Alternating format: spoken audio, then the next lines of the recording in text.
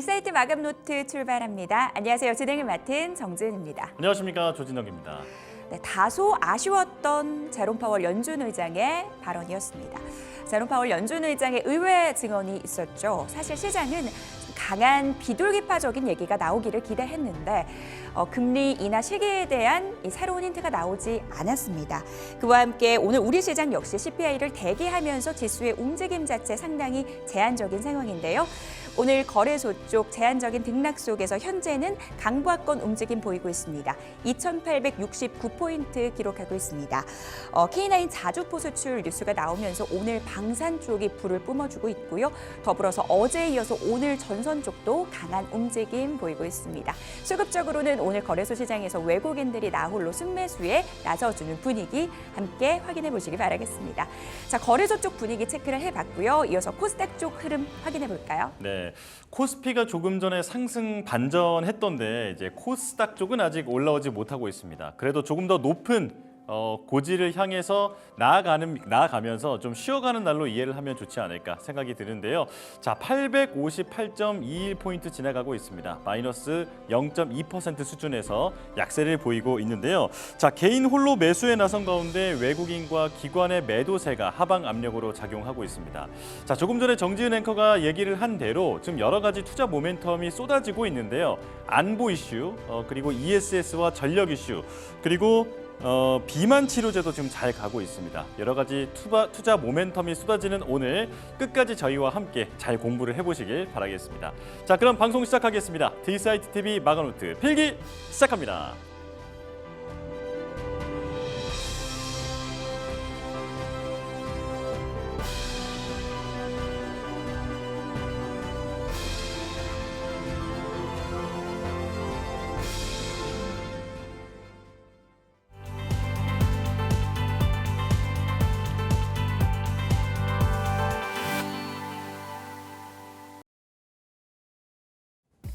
이슈노트 함께 하시죠. 오늘장 주요 이슈 점검해보고 전략까지 세워드리는 시간입니다.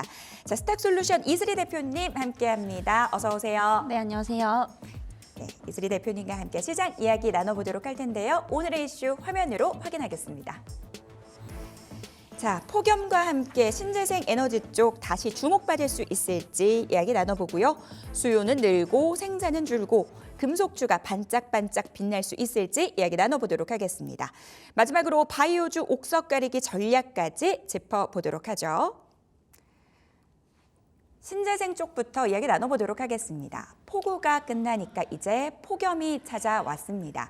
사실 폭염이 하루 이틀의 문제가 아닌데요.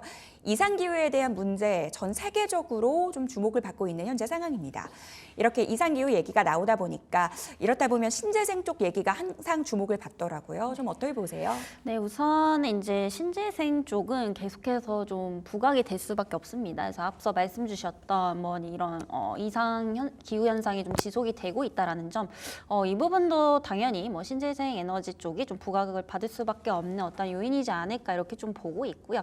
우선 지금 이제 지구온난화가 좀 심해지면서 엘니뇨 현상, 네. 그리고 이제 라니냐 현상이 굉장히 좀 심화가 되고 있는 상황입니다. 그래서 이 원인이 뭐냐면 결국에는 이제 탄소 때문이다. 네, 이렇게 좀 볼 수가 있겠고요.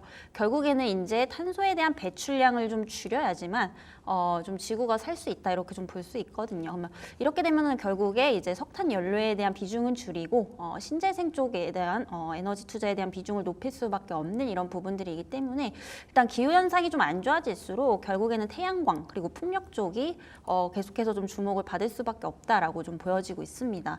그리고 최근에 이제 정치적 이슈까지도 좀 합쳐볼 수가 있는데 영국 쪽에서 지금 선거가 끝났죠. 네, 네. 노동당이 지금 승리를 했습니다. 결국에 노동당 같은 경우에 이제 과거에서부터 또 신재생 쪽에 굉장히 좀 많은 투자를 하는 이런 행보들을 좀 보여왔는데 앞으로 태양광 쪽에는 한 2배 정도 그리고 풍력 쪽은 한 6배 가까이 2030년까지 이제 비중을 좀 늘리겠다 이런 소식도 좀 있었습니다.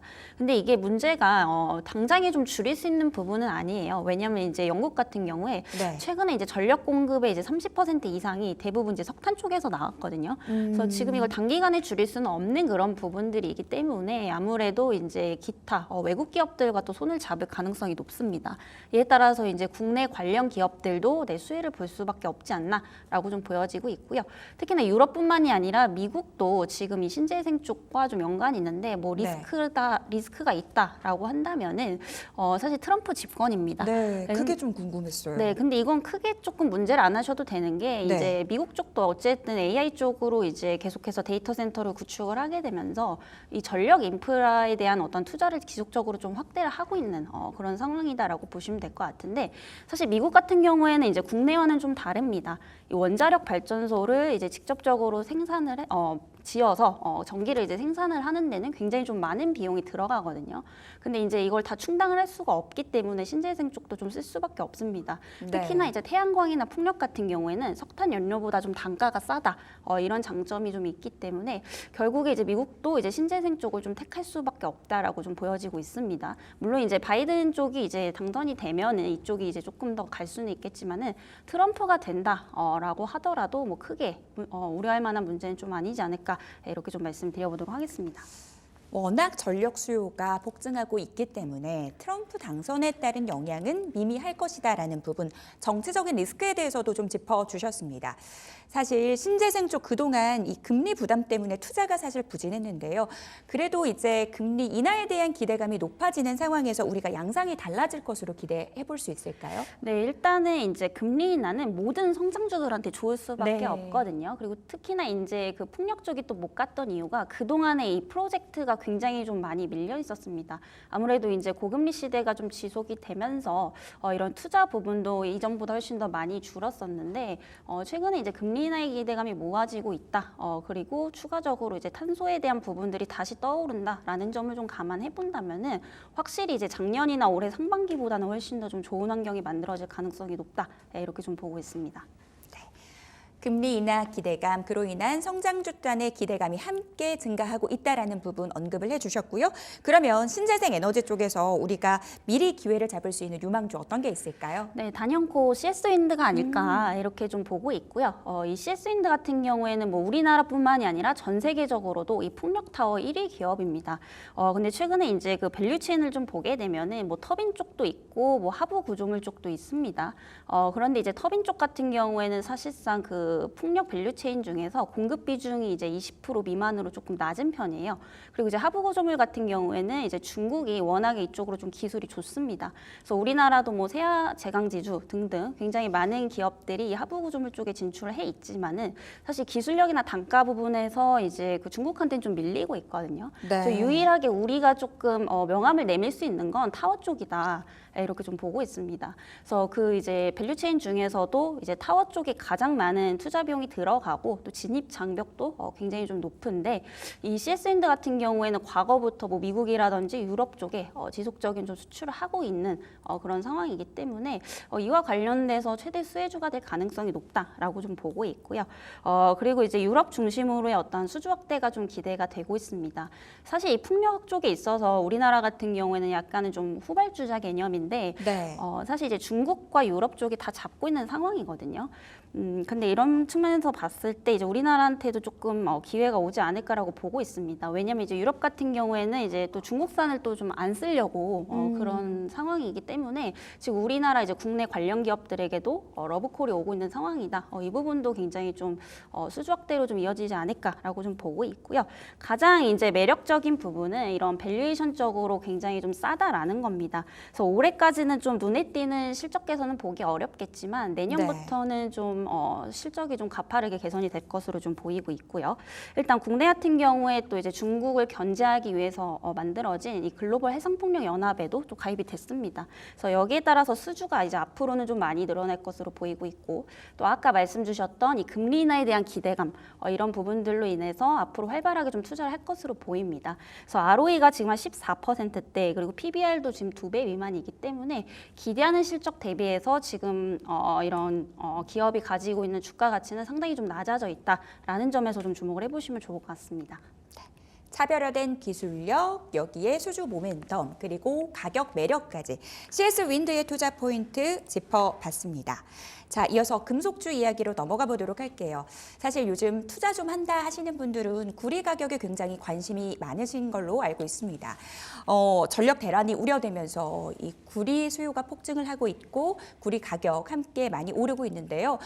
가격이 많이 오르고 필요하면 많이 만들면 되지라고 생각을 할 수도 있을 텐데 이게 기후 변화가 공급에도 좀 영향을 준다고요?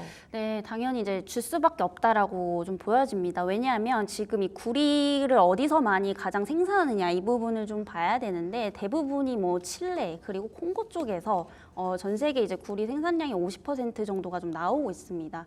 근데 최근에 이 지금 관련 국가들이 아무래도 좀 엘니뇨 현상으로 인해서 좀 가뭄에 따른 어떤 리스크에 좀 노출이 되어 있다 보니까 물이 부족합니다. 근데 구리를 만들려면은 캐려면 채굴을 하려면 결국에 물이 필요합니다. 근데 지금 물 부족도 계속해서 좀 이어지고 있고 이에 따라서 지금 구리 생산량 감소로 이어지고 있는 상황인데 오히려 지금 구리 수요는 좀 폭증을 하고 있죠. 그래서 공급량은 대폭 감소를 하고 있고 결국에 이제 수요는 폭증을 하고 있기 때문에 이게 지금 가격 시세가 좀 상승을 하고 있다 이렇게 좀 보시면 될 것 같은데 이게 조금 장기적으로 갈 가능성이 상당히 높다라고 봐요. 왜냐하면 이제 AI 데이터 센터를 지금 이제 전체적으로 글로벌적으로 좀 구축을 하고 있고 아까 말씀드렸던 이제 신재생 에너지도 활발히 이제 좀 활성화를 시키려면은 결국에는 이제 인프라 구축이 필수입니다. 그럼 결국에 이제 송전망을 구축을 해야 되고 전선이 필요하겠죠. 그럼 전선에는 결국에 이제 구리가 또 필요할 수밖에 없습니다. 그래서 최근에 이제 데이터 센터 구축하는 이제 그 필요 구리를 좀 봤는데 한 지금 2,000톤 정도 가량 좀 필요하다라고 해요. 그래서 네. 엄청나게 지금 많이 필요한 게 사실 그 비행기 한 대를 만들 때 이제 1톤 정도가 들어간다고 합니다. 그럼 데이터 센터 하나를 구축을 하는데 뭐 비행기에 들어가는 2,000대 정도 수준의 이제 구리가 들어간다라고 보시면 될 것 같은데 이게 지금 데이터 센터를 하나만 구축할 게 아니란 말이죠. 네. 전 세계적으로 늘어날 수밖에 없기 때문에 이 구리 대란에 대한 부분들은 장기적으로 좀 이어질 가능성이 높다라고 좀 보고 있고 이에 따라서 이제 관련 기업들이 당연히 이제 수익성 개선으로 이제 이어질 수밖에 없겠죠. 그래서 뭐 풍산이라든지 KBI 메탈 이런 오늘 관련주들이 좀 시세를 많이 보여주고 있습니다. 그래서 구리를 이제 제조하는 기업들 같은 경우에는 당연히 이제 비싸게 팔 수밖에 없거든요. 네, 비싸게 팔면 기업들에게는 당연히 이득일 수밖에 없고 네. 이에 따라서 실질적으로 어떠한 실적 개선이 또 기대가 되고 있는 상황이기 때문에 최근 이제 구리 관련주도 이제 급등하면서 시세가 많이 나왔지만 지금도 사실 좀 늦지 않다 이렇게 좀 보고 있는 상황입니다. 전력 수요의 폭증, 중장기적으로 이어질 수 있다. 그렇기 때문에 관련주에 관심이 필요하다라는 부분 말씀 주셨습니다.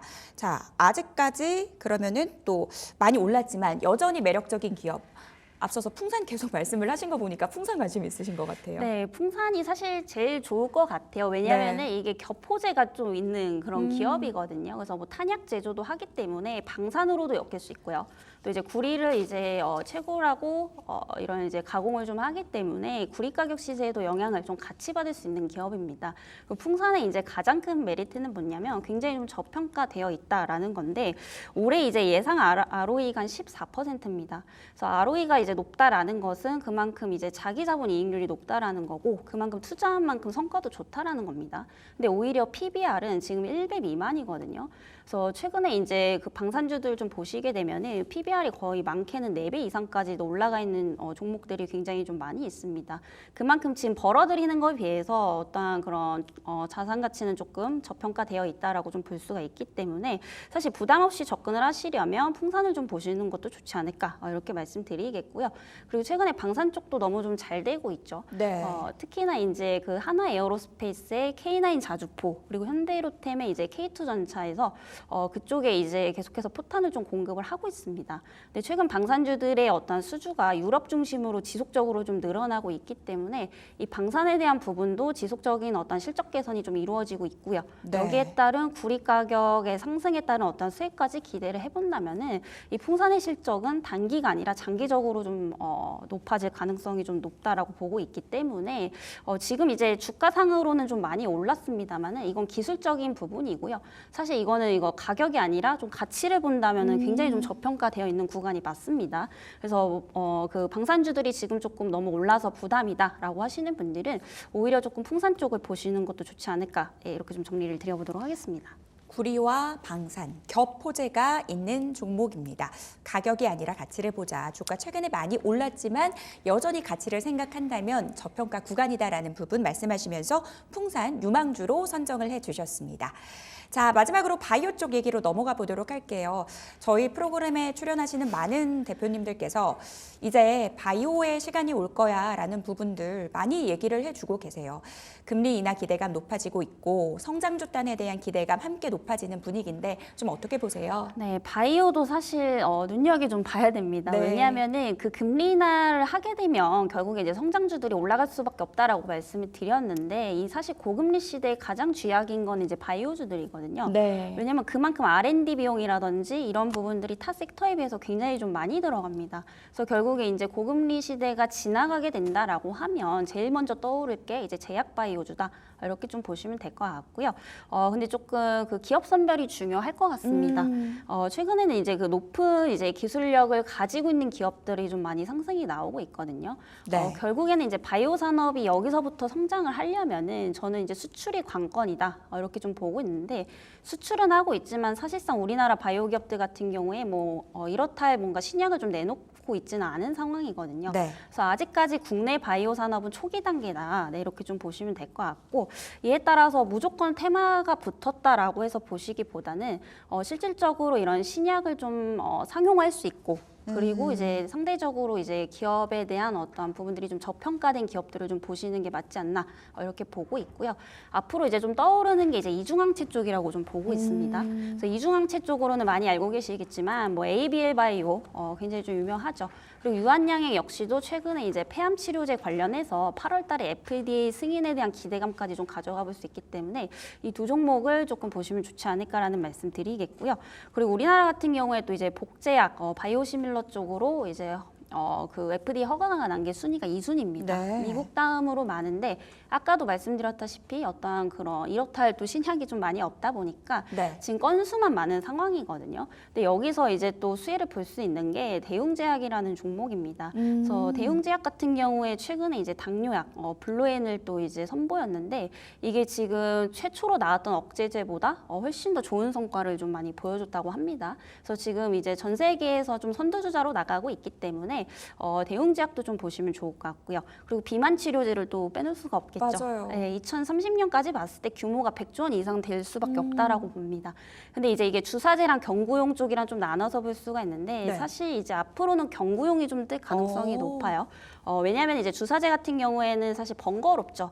매일 그걸 하루에 한 번씩 맞는다는 게 굉장히 좀 번거로운 일이고 가격대도 굉장히 비쌉니다. 그렇기 때문에 상대적으로 이제 좀 많은 사람들에게 팔려면 결국에 이제 먹는 이런 비만 치료제가 떠오를 수밖에 없다라고 보여지고 있고 이 분야에서는 이제 삼천당 제약이 좀 대장격으로 가고 있기 때문에 좀 보시면 좋을 것 같습니다. 그러면은 삼천당 제약 여전히 상단 열려 있다라고 보시는 거예요? 많이 열려 있지만 문제는 뭐냐면은 많이 올랐어요. 그래서 맞아요. 네, 기술적으로 조금 신규 관점에선 부담스러우실 수가 있는 자리이기 때문에 항상 이제 신규 관점에서 접근을 하시는 분들은 분할로 접근을 하시거나 아니면 고점 대비 한 20% 이상 눌렸을 때 좀 기회를 보시는 게 좋지 않을까 이렇게 말씀을 드려보도록 하겠습니다. 여전히 성장성에 대해서는 긍정적으로 보고 계시지만 단기에 주가가 많이 상승한 부분이 있기 때문에 좀 눌림목에 공략하는 것이 좋겠다라는 부분 삼천당 제약에 대해서도 코멘트를 주셨습니다. 자, 바이오 쪽 옥석 가리기 전략이 그 어느 때보다 중요한 시점인데요. 어떤 종목 보고 계세요? 네, ST팜이란 종목 보시면 좋을 것 같고요. 일단은 이제 이 종목 같은 경우는 CDMO 기업입니다. 위탁 생산 기업이죠. 그래서 최근에 미국에서 이제 중국을 좀 견제를 많이 하려고 합니다. 그래서 이런 생물보안법이 통과가 될 가능성이 높은데 사실 미국 같은 경우에 이 CDMO 쪽이 지금 중국에 대한 의존도가 굉장히 높다라고 보시면 될 것 같은데 네. 결국 이제 생물보안법이라는 게 이제 중국에 대한 이제 그 바이오 서비스를 이제 이용하지 않겠다라는 거죠. 그러면 어쨌든 이제 우호국가 쪽으로 수혜가 좀 돌아올 수밖에 없고 ST팜 역시도 이런 CDMO 기업이기 때문에 그 수혜를 좀 고스란히 받을 수 있는 기업 중에 하나다라고 보시면 될 것 같습니다. 그리고 이뿐만이 아니고 최근에 이제 올리고 원료가 이제 공급이 계속 계속해서 좀 확대가 되고 있다라고 보시면 될 것 같은데 협력사에 이제 그 노바티스에서 그 렉비오라는 고지혈증 치료제에 대한 이 부분들이 판매량이 굉장히 좀 많이 증가를 하고 있는 상황입니다. 그래서 동사에 이제 올리고 원료에 대한 그런 공급 확대도 지속적으로 좀 되고 있고 사실 이 올리고라는 게 어디나 다 쓰이거든요. 억제제 쪽에서는. 근데 이제 뭐 최근에 성인병 환자가 굉장히 좀 많이 늘어나고 있습니다. 그래서 뭐 고지혈증, 당뇨, 뭐 고혈압 이런 파이프라인들을 굉장히 좀 많이 갖고 있기 때문에 동사에서 이제 앞으로 올리고에 대한 공급 확대 지속적으로 좀 일어날 수밖에 없다라는 점에서 주목을 해보시면 좋을 것 같고요. 실질적으로 지금 이 부분으로 인해서 실적이 엄청나게 크게 또 개선이 기대가 되고 있습니다. 네. 근데 그럼에도 불구하고 사실 다른 바이오주들에 비해서 오히려 못 가고 있다라는 거 오히려 좀 기회가 될 수 있지 않을까 이렇게 보고 있고 이게 다만 이제 단기적으로 좀 올랐기 때문에 기간 조정은 있을 수가 있어요. 그래서 내려왔을 때 조금 분할 관점에서 접근을 해보시면 좋겠다라는 말씀 드려보도록 하겠습니다. 미국 생물보안법 추진에 따른 반사 이익 기대되는 종목입니다. ST팜 선정을 해주셨고요. 투자 포인트까지 꼼꼼하게 정리해 주셨습니다. 자, 이슬이 대표와는 여기서 인사 나눌게요. 오늘 도움 말씀 감사합니다.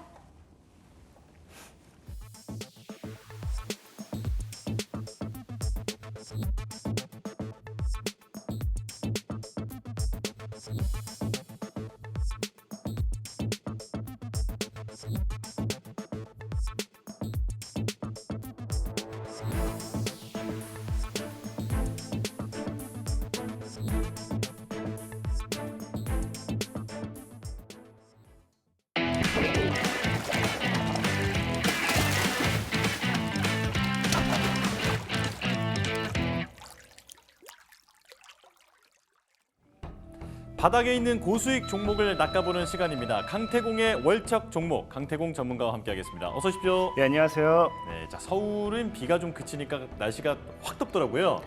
너무 더워요, 지금 죽겠습니다. 네, 오늘 지하철 타고 오셨나요? 아, 늘 지하철 타고 다녀요. 아 그래요? 네. 좀 많이 지쳐 보이셔가지고 네. 제가 괜히 말을 좀 붙여봤습니다. 자, 바로 종목 얘기 시작할게요. 자, 키워드 보여주시죠. 자, 내 파워가 제일 세. 네, 이 세를 또 강조하셔서 세라고 또 적어주셨어요. 자, 어떤 이유로 가져오셨을까요? 이게 조금 바뀌었어요. 보성에서 파워가 제일 세다고 했거든요, 사실은. 아, 네. 이게 이러면은 좀 말이 안 돼요. 왜냐면은 보통 이제 그 우리가 어딜 가도 이 상품을 표현할 때 이게 뭐 제일 좋다 안 좋다 이걸 우리 태그를 붙여서 이제 딱 달아놓거든요. 네네. 그러니까 말 그대로 보성에서 파워가 제일 세니까 제일 센 놈한테 이 딱 태그를 붙였다라고 딱 설명해놨는데 갑자기 네로 밖에 있어서 저도 뭐라고 설명해야 되나? 갑자기 지금 뭐 어쨌든 뭐 그래요. 그래서 재밌습니다. 보성에서 파워가 제일 센 놈한테 붙일 수 있는 그 태그예요. 우리 어디 가도 뭐 상품에 태그 붙이잖아요. 아, 뭐 네네네. 한우 1등급이다 딱 이 찍는 것처럼 보성에서 파워가 제일 센 놈한테만 붙일 수 있는 그 태그이다. 아. 라고 좀 말씀드리고 싶어요. 왠지 그 이름을 축약하면 바로 종목명이 나올 것 같은데요. 아, 바로 나오죠. 네, 바로 보여주시죠. 그렇습니다. 보성 파워텍입니다. 보성에서 파워가 제일 센 택을 붙였다. 예, 네. 제일 센 사람에게 제일 센 어떤 특정 누가 뭐 동물이 됐던 이 센 사람에게 붙일 수 있는 파워텍입니다. 좋습니다. 자, 이거 뭐 하는 기업이죠?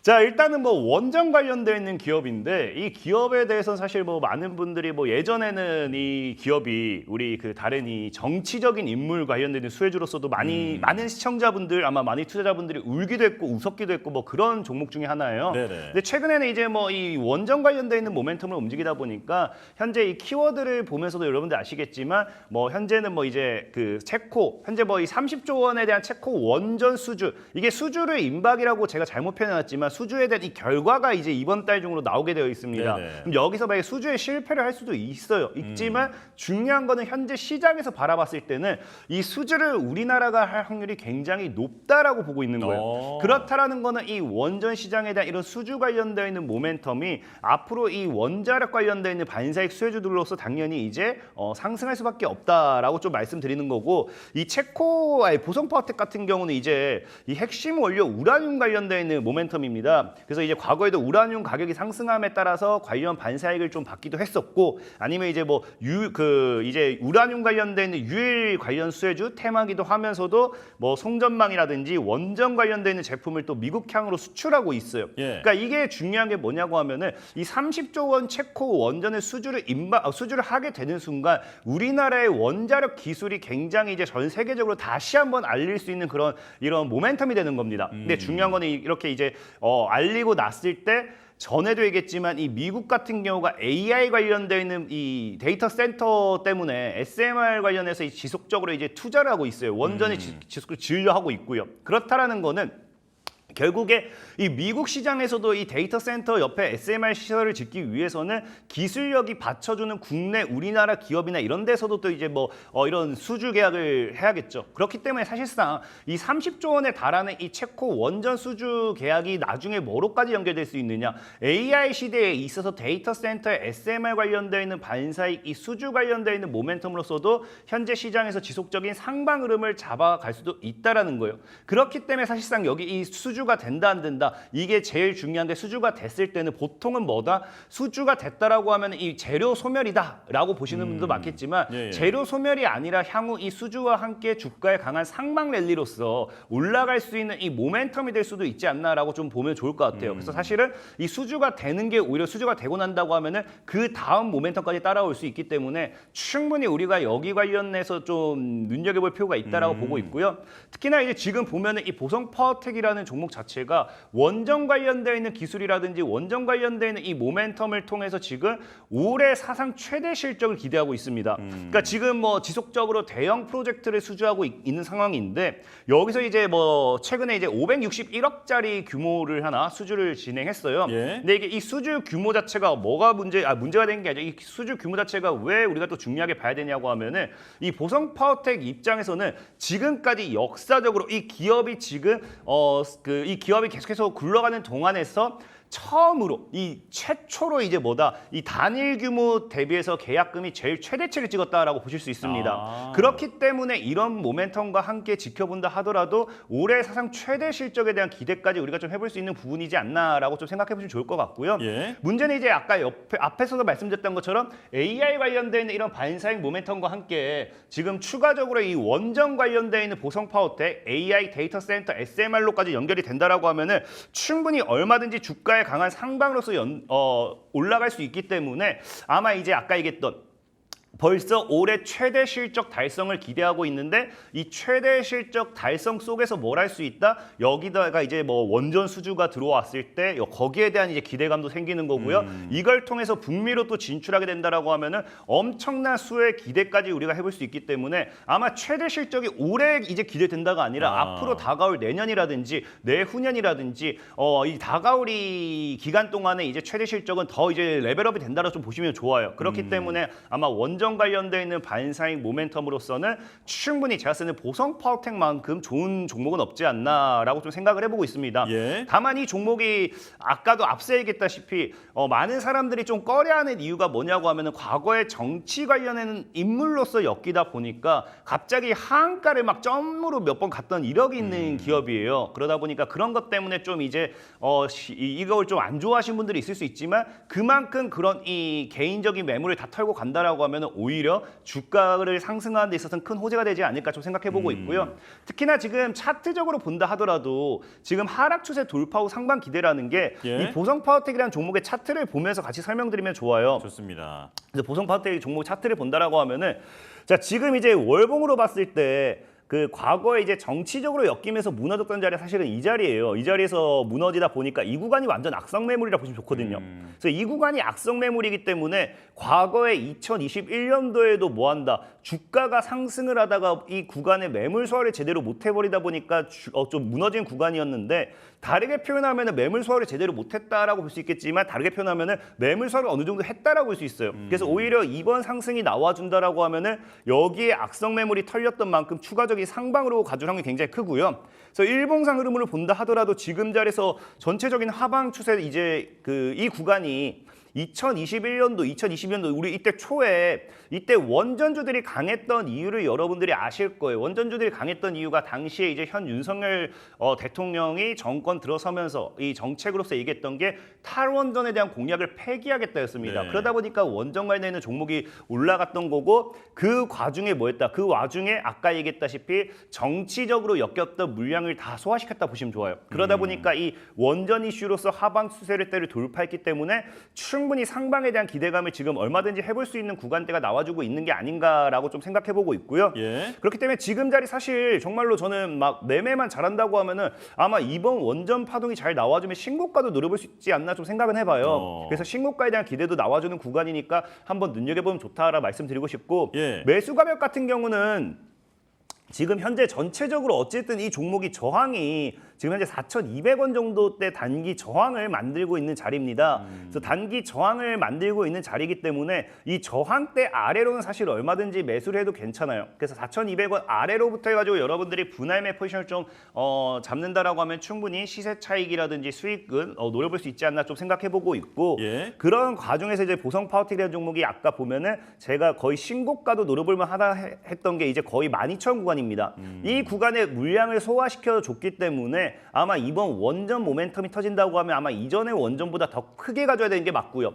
왜냐하면 사실상 이 당시 보성 파워텍이 2021년도에 이 8,000까지 갔을 때 모멘텀은 우리나라가 기존의 탈원전 정책에 대한 폐기였기 때문에 해봐야 우리나라에서 나오는 원전 투자 기대감밖에 없는 거예요. 근데 중요한 거는 이번에 들어올 원전 기대감은 뭐다? 아까 얘기했다시피 체코에 대한 수주 기대감도 있지만 이게 플러스 알파적으로 결국에서 수주 성공까지 하게 된다라고 하면은 미국 시장 쪽으로서도 뭐가 나온다? 미국 시장 쪽으로서의 이런 이 반사이익, 앞으로 SMR 관련 시장에 있어서 지속적인 수출 계약 이런 것들이 나와줄 수 있기 때문에 기존 과거 8,000보다는 훨씬 더 뛰어넘을 수 있는 원전 모멘텀이 됩니다. 그래서 저는 12,000원 정도 목표가를 보시면서 대응을 하셨으면 좋을 것 같고요. 그다음에 손절 가격은 보면은 진짜 오히려 하방이 2,500원 정도 대는 지켜줬기 때문에 2,500원대를 깨지 않는다라고 하면 여러분들이 여유롭게 들고 가셔도 충분히 괜찮은 종목이 이 보성 파워텍이라는 종목이 되지 않을까 좀 말씀을 드리면서 이 보성 파워텍이라는 종목 가격 전략이나 이런 거 소개들 마무리 짓도록 하겠습니다. 네, 여기서 좀 짧게 좀 질문을 드리고 싶은 게 사실 이제 원전을 우리나라 팀코리아가 이제 수주를 한다면 정말 이제 좋은 시나리오가 펼쳐지겠지만 그렇지 않을 경우에 대한 리스크도 이제 함께 아까 말씀을 좀 해주셨잖아요. 이제 그렇다면 그 수주 결과가 나오기 전까지는 변동성이 상당히 클 것 같은데. 그때 좀 단기적으로 이 변동성을 노려보는 투자도 좀 전략이 될 수 그것도 있을까요? 좋습니다. 사실상에 제가 시청자 여러분들께 소개시켜드리는 거는 저는 장기적인 관점으로 12,000원까지 열려있다는 거지 전에도 말했지만 단기적으로 봤을 때도 뭐 2배, 3배, 뭐 30%, 50% 올라간 종목들이 굉장히 많아요. 예. 일단 많은 분들이 자꾸 오해하시는 게 제가 진짜 너무 장기적인 관점에서의 종목만 들고 온다라고 생각하시는 분들 계시는데 일단 첫 번째로 저는 단기적으로 이 종목이 주가 상승 탄력이 있는지 없는지를 먼저 봅니다. 그렇기 예. 때문에 단기적으로 접근하신다 하더라도 충분히 시세 차익이 나와줄 거라 생각해보고 있고 아까 방금 말씀하셨던 것처럼 원전 수주 관련된 이 발표가 임박하면 임박할수록 오히려 이 더 위아래로 롤링을 많이 할 거기 때문에 그 사이에서 여러분들이 사고 팔고만 좀 여러 번 하셔도 충분히 많은 수익을 보실 수 있지 않나 좀 말씀을 드리겠습니다. 좋습니다. 자, 다양한 투자 아이디어를 주시지만 리스크라든지 어떤 변동성에 대해서는 당연히 이제 좀 생각을 함께 하면서 들으셔야 될 것 같고요. 자, 이제 두 번째 종목 보겠습니다. 먼저 키워드부터 보여주시죠. 자, 가상공간 탑1. 왠지 또 여기에 이제 종목 이름이 들어가 있을 것 같은데 이거는 뭐 적어주신 대로 그대로 반영이 된 겁니까? 이거 그대로 반영됐고요. 예. 그대로 반영됐기 때문에 그대로 읽으면 돼요. 가상공간 탑1이요. 네, 그래서 진짜로 이 종목은 전에도 얘기했지만 제가 늘 얘기한 게 이 기업이 가끔 보면은 자기들도 사실 그래요. 뭐 그 사람들이 뭐 반도체에 대한 뭐 공부를 했을 거고 뭐 전기전자에 대한 공부를 했지 제약에 대한 공부를 했지 기업 이름 적기 무슨 장명가가 아니잖아요. 그러니까 기업 이름을 지정하는 건 정말 힘들 거예요. 그러다 보니까 정말 본인들이 우리 회사는 이렇다라고 그냥 박아놓은 게 아닌가 싶고 예. 이 기업도 그냥 이거 그대로 해석하면은 이 기업의 이름이 됩니다. 아, 좋습니다. 자, 과연 어떤 이름일지 종목명 보여주시죠. 아, 사이버원. 네. 그냥 당연히 이제 깊은 고민 끝에 지으셨겠죠. 네. 그렇죠. 그러니까 말 그대로 이 사이버 시대에 있어서 거기선 탑이 되자 뭐 이런 뜻 네. 아니겠습니까? 좋은 뜻입니다. 네. 너무 좋은 뜻이고 이 사이버 시대에 있어서 정말로 앞으로 미래의 모든 거는 이 디지털 역량이 되기 때문에 이 사실 이 기업의 이름을 가지고 제가 이렇게 얘기했을 뿐이지 정말 이 기업이 하는 내용이라든지 이 기업의 그 핵심적인 사업 이런 것들은 앞으로 이 성장 역량이 더 크면 컸지 절대로 작지 않다라고 네네. 좀 말씀드리고 싶어요. 네, 여기서 저희가 잠깐 이렇게 이제 종목명이나 이런 것을 수수께끼처럼 이제 말씀드리는 이유는 꼭 기억하시라고 그렇죠. 아, 그쵸. 네, 기억하시라고 이렇게 지금 저희가 약간 장난성으로 말씀드리는 거 이해를 해주셨으면 좋겠고요. 자 이제 설명 들어보겠습니다.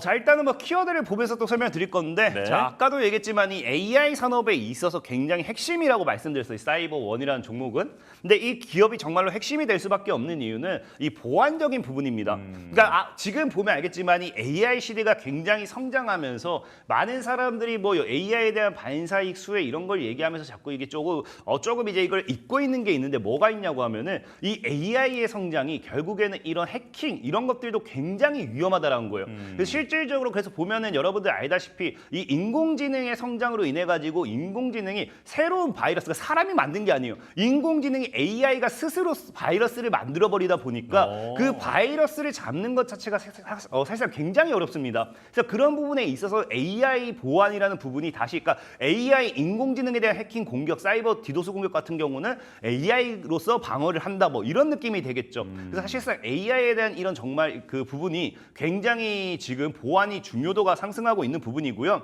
특히나 이제 여러분들도 알다시피 뭐 최근에 이제 최근에는 아니죠. 좀 꽤 되긴 했는데 우리 이제 바이든 전 대통령 현 대통령이었나요? 대통령의 이제 음성을 따가지고 이 딥페이크 영상을 만들어서 그런 것도 이제 뭐 이 뿌려진 이력도 있었고요. 사실상 지금 여러분들 보이스피싱 같은 경우도 뭐다 이미 우리 뭐 진짜 여러분들 자녀라든지 친구라든지 이 사람의 목소리를 AI로 그대로 따가지고 뭐 합니까? 진짜 보이스피싱을 시도하는 이런 사례도 나와주고 있어요. 예, 딥페이크라고 하죠. 네, 요즘에. 예. 그러다 보니까 진짜로 거기에 대한 이 딥페이크 관련되어 있는 부분 때문에 이 AI 산업에 있어서 지속적인 보안 관련되어 있는 이야기가 계속 나오는 건 사실 어쩔 수가 없습니다. 어쩔 수가 없고요. 특히나 지금 이게 뭐 이거를 이제 허락해줘야 되나 말아야 돼 이런 부분도 지금 혼동이 오는 게 가끔 보다 보면은 진짜 가수의 목소리를 그대로 따가지고 다른 노래를 이렇게 부르는 것처럼 맞아요. 영상을 제작하기도 해요. 예. 그러니까 이게 지금 이 보안이란 부분이 이대로 지금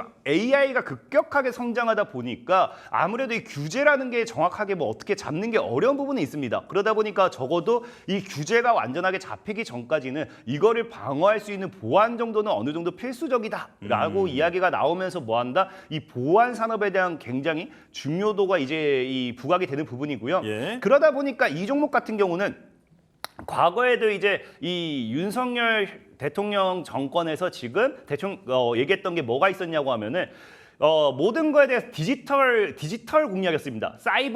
디지털 시대로 바꾸겠다. 인프라가 되었든 뭐가 되었든 다 디지털화 시키겠다라고 하면서 여기에 대한 이 공약이 있었고 과거에 거기 관련되어 있는 반사익도 굉장히 많이 움직였었는데 그러다 보니까 이 디지털 인프라 관련되어 있는 산업에 있어서 사실은 보안도 굉장히 중요하기 때문에 과거에도 이 윤석열 현 대통령이 지금 뭐 한다? 사이버 안보 보안에 대한 이런 그거를 지금 뭐 인재 양성한다, 뭐 한다 이야기할 때마다 보안 관련되어 있는 모멘텀의 수혜주로서 보안 관련되어 있는 반사익 수혜주로서 굉장히 많이 움직임을 보여줬던 기업인 만큼 아까도 얘기했다시피 이 사이버 시대에 있어서 충분히 이 보안 관련 기술로서 탑 1이 될 수 있는 기업이 되지 않을까 좀 생각해보고 있고요. 네. 그리고 지금 이제 이 여러분들도 알다시피 AI 시대가 지속적으로 성장하는 데 있어서 여기에 미래는 뭐라고 했습니까? 모든 건 스마트 시티라고 말씀드렸어요. 사실 스마트 시티에다가 뭐 스마트 공장에다가 모든 건 다 스마트화가 될 것이다, 디지털화가 될 것이다 말씀을 드렸고 진짜 저는 막 생각하는 게 이제 우리가 뭐 걸어 다니는 도로 하나하나에도 지금 뭐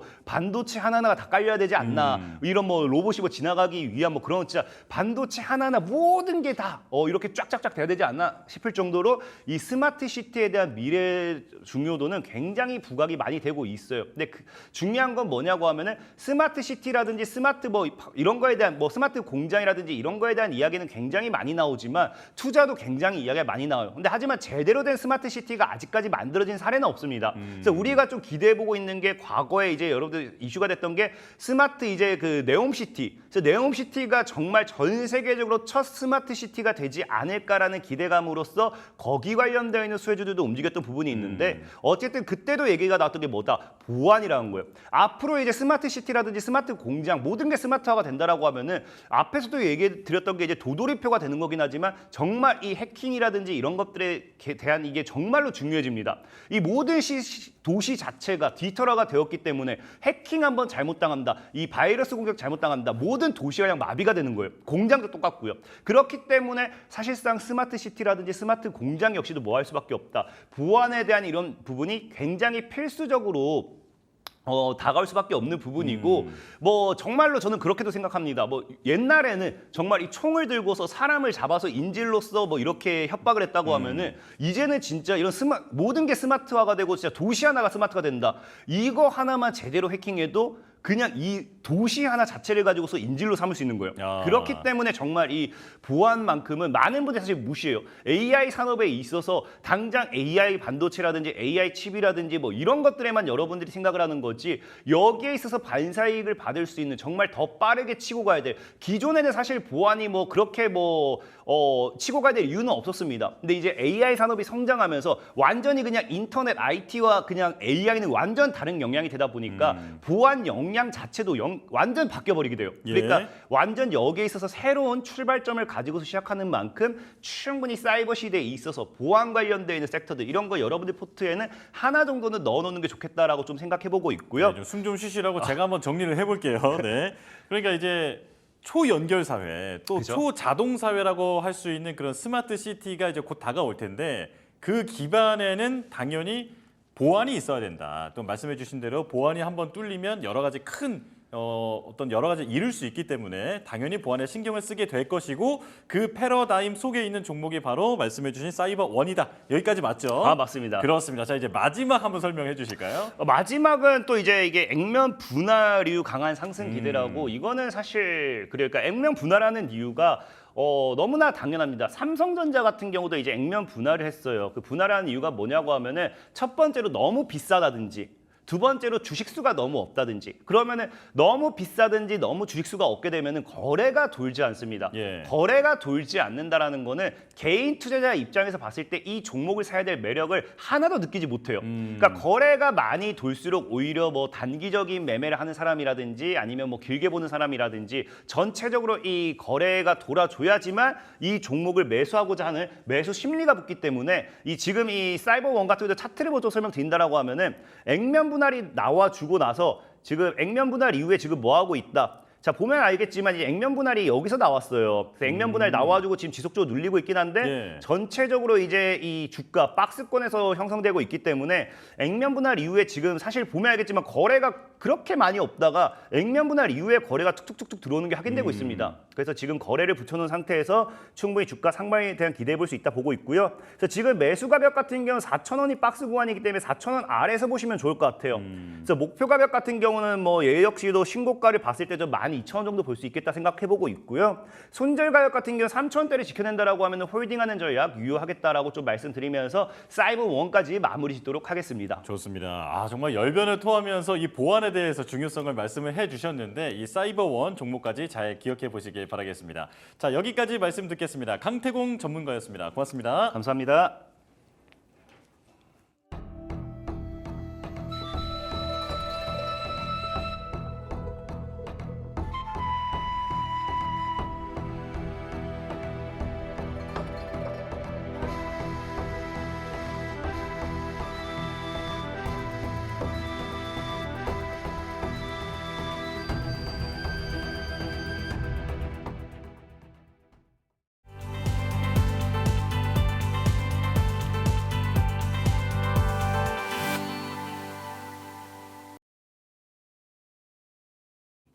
증권사 리포트를 통해 투자 인사이트를 넓혀보는 시간입니다. 역발상 투자 독립리서치 P&J 손창현 팀장과 함께하겠습니다. 어서 오십시오. 네, 안녕하십니까? 네. 자, 저희가 오늘도 이제 지난번에 다뤘던 종목에 대해서 그 리포트에 대해서 조금 더 추가적인 설명을 들어보고 시작하려고 하는데 어떤 종목이냐? 브랜드엑스 코퍼레이션입니다. 제 기억으로는 아마 이제 팀장님과 처음으로 다뤄봤던 종목인 것 같은데요. 요즘에 주가 흐름이 정말 너무 좋거든요. 좀 추가적으로 코멘트를 부탁드릴게요. 그때 당시에 그 증권사 코멘트는 목표가를 제시하지 않았었습니다. 근데 제가 제시한 목표가까지 왔는데 간략하게 설명을 해드리면 이제 동사는 이제 S레저 관련된 업체입니다. 그래서 그 여성용 타켓으로 S레저를 많이 판매를 했었는데 이제 카테고리가 확대가 된 거죠. 남성용에서 키즈로, 골프로 확대가 되는 부분에서 계속적으로 판매가 진행이 되고요. 그리고 중국에 본격적으로 진출한다라는 게 이제 그 보고서의 핵심 포인트였다라고 보고 있습니다. 그래서 작년 상해 중국 S레저 시장에 본격적으로 진출했고 올해는 이 YY 스포츠라고 하는 이제 중국의 그 관련된 사업을 진행을 하는 업체와 이제 같이 연계를 해서 사업을 진행을 하겠다. 라고 얘기를 했고요. 그래서 국내에 올해 이제 중국 오프라인 매장을 한 30개에서 40개로 구성을 하겠다라고 나와 있고, 그리고 내년까지 100개 목표로 이제 오프라인 매장을 만들겠다라고 하는 부분이었습니다. 목표가를 그때 당시 이제 8,200원 제시를 해드렸었는데, 8,200원 제시를 했었던 이유는 이 FNF라고 이제 업체가 21년대 주가가 한창 좋았을 때 PER이 32배 정도 수준이었다. 그래서 한 15배 정도에서 16배 정도 수준이면 한 8,200원 정도 수준이 될 거다라고 얘기가 되었는데, 이미 좀 목표가를 달성을 했기 때문에 지금이 뭐 8,400원 넘었어요. 네, 그래서 그렇다라고 하면 이제 뭐 PER 한 20배 정도 수준으로만 보더라도 아직까지 30배까지는 좀 여유가 있다라고 볼 수 있어서 한 1,900원 정도까지가 한 20배 정도 수준이거든요. 그래서 기술적으로 봤을 때는 뭐 한 10,000원 정도 일단 1차적인 목표가 제시를 해드리도록 하겠고, 2차적으로는 PER까지 이제 실적으로만 봤을 때도 한 20배 정도 수준까지는 올라올 수 있지 않을까, 그렇게 좀 말씀드리겠습니다. 사실 최근에 상한가도 한번 가지 않았습니까? 네, 이제 가격적인 부담을 느끼는 분들도 있었을 텐데, 근데 지금 팀장님께서 말씀해주신 걸로 보면 앞으로 조금 더 갈 수 있다, 이제 상방으로 좀 열려 있다, 이렇게 정리를 해보겠습니다. 자, 그럼 이제 오늘 리포트를 봐야겠죠. 첫 번째 리포트 보겠습니다. 자, 유비벨록스를 가지고 오셨는데요. IoT, 사물 인터넷, 카드 사업 확장성, 그리고 KLSC, 이거 말이 좀 어려운데 이따가 좀 설명 부탁드릴게요.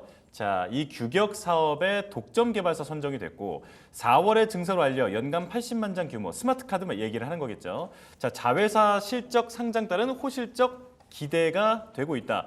자, 하나증권의 리포트인데 목표가는 제시되지 않았습니다. 자, 그렇다면 이제 업황을 한번 설명을 들어보면서 목표가도 한번 잡아보면 좋을 것 같은데, 자, 스마트 카드 시장 업황 정리 한번 해주실까요? 이게 스마트 카드 시장이 국내에서는 상당히 포화되어 있는 시장입니다. 이 IC 칩을 탑재되어 있는 카드라고 보시면 될 것 같아요. 이게 지금은 이제 일반적인 카드라고 보면 되는 신용카드에 들어가 그렇죠. 있는 IC 칩 카드라고 보시면 될 것 같고요. 예. 이제 최근에 이제 메탈 카드로 전환이 됩니다. 그래서 이 가격은 메탈 카드가 제일 비싸고, 그리고 신용카드, 그리고 관련된 체크카드 순으로 이 가격 형성이 된다라고 말씀을 드릴 수 있을 것 같고요. 결과적으로 국내는 상당히 많이 포화가 되어 있는 시장이다. 그래서 국내보다는 해외 쪽에 계속적으로 진출하고 있는 상황이고요. 유비벨록스는 결국에 동남아 쪽 태국, 인도네시아, 중국 및 30개국에 이미 이제 스마트 카드를 판매를 하고 있는 상황이고요. 레퍼런스가 쌓아지고 있는 상황입니다. 거기에 이제 키르기스탄과 방글라데시 같은 그런 나라들에서는 전자 주민증과 전자 운전면허증까지 그런 이 수주를 했었던 그 레퍼런스가 있기 때문에 이 다양한 스마트 카드에 대한 흐름이 이제 IC 칩을 바탕으로 해서 보안을 좀 추가를 해서 해외 쪽으로 계속 발전되고 있다라는 거를 감안해서 보시면 될 것 같습니다. 그래서 국내 쪽에 이 스마트 카드를 만드는 업체 자체가 그렇게 많지는 않습니다. 뭐 코나이나 IOK, 국내 유비벨록스 뭐 3개 정도 업체가 있다라고 보시면 될 것 같고요. 이제 코나와이와 그 유비벨록스가 양분을 하고 있는 시장이다라고 생각을 하시면 될 것 같습니다. 예. 자, 그렇다면 이제 리포트에서는 어떤 투자 포인트에 주목했는지 궁금한데, 조금 전에 그 KLSC라고 어려운 말도 좀 있었잖아요. 네, 이것부터 설명을 해주실까요? 이게 이제 글로벌 규격을 따르는 그런 카드라고 보시면 됩니다. 원래 우리나라 카드는 이 자체 표준으로 국내에서만 사용하게끔 만들어진 그런 스마트 카드인데, 이걸 이제 비자나 마스터카드 같은 이제 이 글로벌적으로 사용할 수 있는 규격을 만들기 위해서 이 독점 개발권을 동사가 이제 선정이 됐다라고 생각을 하시면 될 것 같아요. 그래서 뭐 2년간 그 신규 경쟁사에 대한 진입 리스크가 적을 거다. 그래서 독점적 지위를 가지고 있을 거다라고 하는 게 가장 뭐 핵심 포인트인 것 같아요. 그래서 그 리포트를 좀 보시면 첫 번째 단락은 거기에 대한 이야기인 것 같고요. 그래서 고부가 가치 스마트 카드의 성장성과 모멘텀의 지속성, 거기에 이제 앞에서 얘기해드렸던 이 그 글로벌 규격에 대한 부분을 동사가 개발을 독점적으로 가져왔다라고 하는 게 첫 번째고요. 그리고 이제 고부가 가치 IC 칩 관련된 부분에서도 수혜가 되고 있다라고 뭐 말할 수가 있는데, 이 부분은 이제 국내뿐만 아니라 해외 쪽 이미 30개 국가의 동사의 레퍼런스가 쌓여져 있다라고 하는 부분에 있어서 4월에 80만 장 캐파를 이미 증설을 해놓은 상황입니다. 그래서 스마트 카드가 이제 해외 쪽 동남아 쪽 위주로 많이 발전이 되다 보니까 이 동남아 쪽은 마그넷 칩 카드를 사용을 하는 게 대부분이에요. 그래서 이 성장세가 그대로 좀 이어질 가능성이 높다. 그 실적이 올해 하반기부터 내년에 온기로 반영이 될 거다라고 얘기가 나오고 있고요. 그리고 25년에는 이제 IoT 사물 인터넷 카드가 본격화된다라는 게 좀 포인트입니다. 이게 뭐냐면 이 저전력 블루투스를 이용을 해서 이 삼성 스마트띵과 함께 이제 스마트 카드와 스마트폰을 이 상호 간 위치를 확인을 할 수 있는 그런 구조로 이제 카드를 만들겠다라고 하는 거예요. 그래서 삼성전자와 그리고 KB금융 그리고 아메리칸 익스프레스가 23년에 MOU를 체결을 해서 25년에 만들겠다라고 하는 게 이제 본격적으로 수주가 된다라고 하면 내년까지도 아마 수주 모멘텀이 있지 않을까 그렇게 볼 수 있을 것 같고요. 예. 두 번째 포인트는 이제 그 자회사에 대한 이슈인 것 같습니다. 이제 하반기를 봐야 하는 이유라고 쓰긴 했는데 자회사가 여러 가지 회사가 있지만 그 중에서 가장 굵직한 회사가 팅크웨어라고 하는 회사가 있습니다. 팅크웨어요? 네, 팅크웨어. 네. 뭐 잘 아시다시피 아이나비, 내비게이션 1위 업체고요. 그리고 최근에는 블랙박스를 엄청나게 많이 판매를 하고 있고 이 팅크웨어의 굵직한 사업을 보시면 두 가지로 나눌 수가 있습니다. 첫 번째는 이제 로보락에 대한 국내 총판 판매를 가지고 있어요. 근데 로보락이 뭐 하는 회사냐? 이 그 중국에서 가져온 이제 그 로봇 청소기라고 보시면 됩니다. 예. 아시다시피 로봇 청소기가 국내 업체들도 상당히 많지만 로보락이 엄청나게 지금 센세이션한 역할을 좀 하고 있는 상황이거든요. 그렇죠. 예. 그래서 판매가 좀 엄청나게 많이 되고 있고 매출로만 보면 20년부터 시작을 해봤을 때 21년부터 330억, 22년 1018억을 기록을 했고요. 23년에는 2029억을 기록을 했습니다. 근데 이게 모두 온라인 판매로만 진행이 됐어요.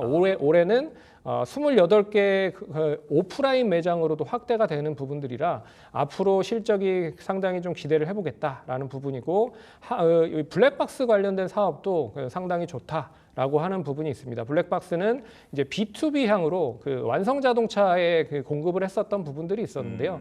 BMW랑 관련된 블랙박스가 계속적으로 수주가 확대가 되고 있는 상황이고, 그리고 EU 차량 관련돼서 이제 안전장치 의무화 법안에 따라 이제 블랙박스를 탑재할 수도 있는 법안이 통과될 가능성이 높아. 그러면 이 블랙박스에 대한 사업이 조금 더 커질 수 있다라고 하는 부분입니다. 그래서 전반적인 리포트에 대한 부분을 보시면 본업에 대한 스마트 카드가 활발하게 형성이 되고 있고, 뭐 25년에는 이제 IoT 카드까지도 발전이 될 가능성이 높다. 거기에 자회사 실적까지 더해진다라고 하면 올해 상당히 좀 주목을 해봐야겠다. 이런 걸로 이야기를 하고 있는 부분입니다. 네. 저는 여기서 이제 추가적으로 좀 질문을 드려보고 싶은 게 블랙박스 말씀하셨잖아요. 근데 요즘에 그 차량 급발진에 대한 의심이 많아지면서 그런 페달 블랙박스에 대한 수요도 좀 늘고 있는데 이게 그냥 좀 작은 움직임이라고 보기가 어려운 게 정부가 완성차 업체한테 이걸 좀 선택할 수 있는 옵션을 아예 제공하면 안 되겠느냐 이런 식으로 좀 제안을 하고 있더라고요. 만약에 이게 좀 어떤 법안 같은 것이 통과가 된다든지 이러면 또 새로운 모멘텀이 될 수 있겠죠. 그렇죠. 그래서 EU가 먼저 이거를 법제화를 하려고 준비를 하고 있는 상황인 것 같고요.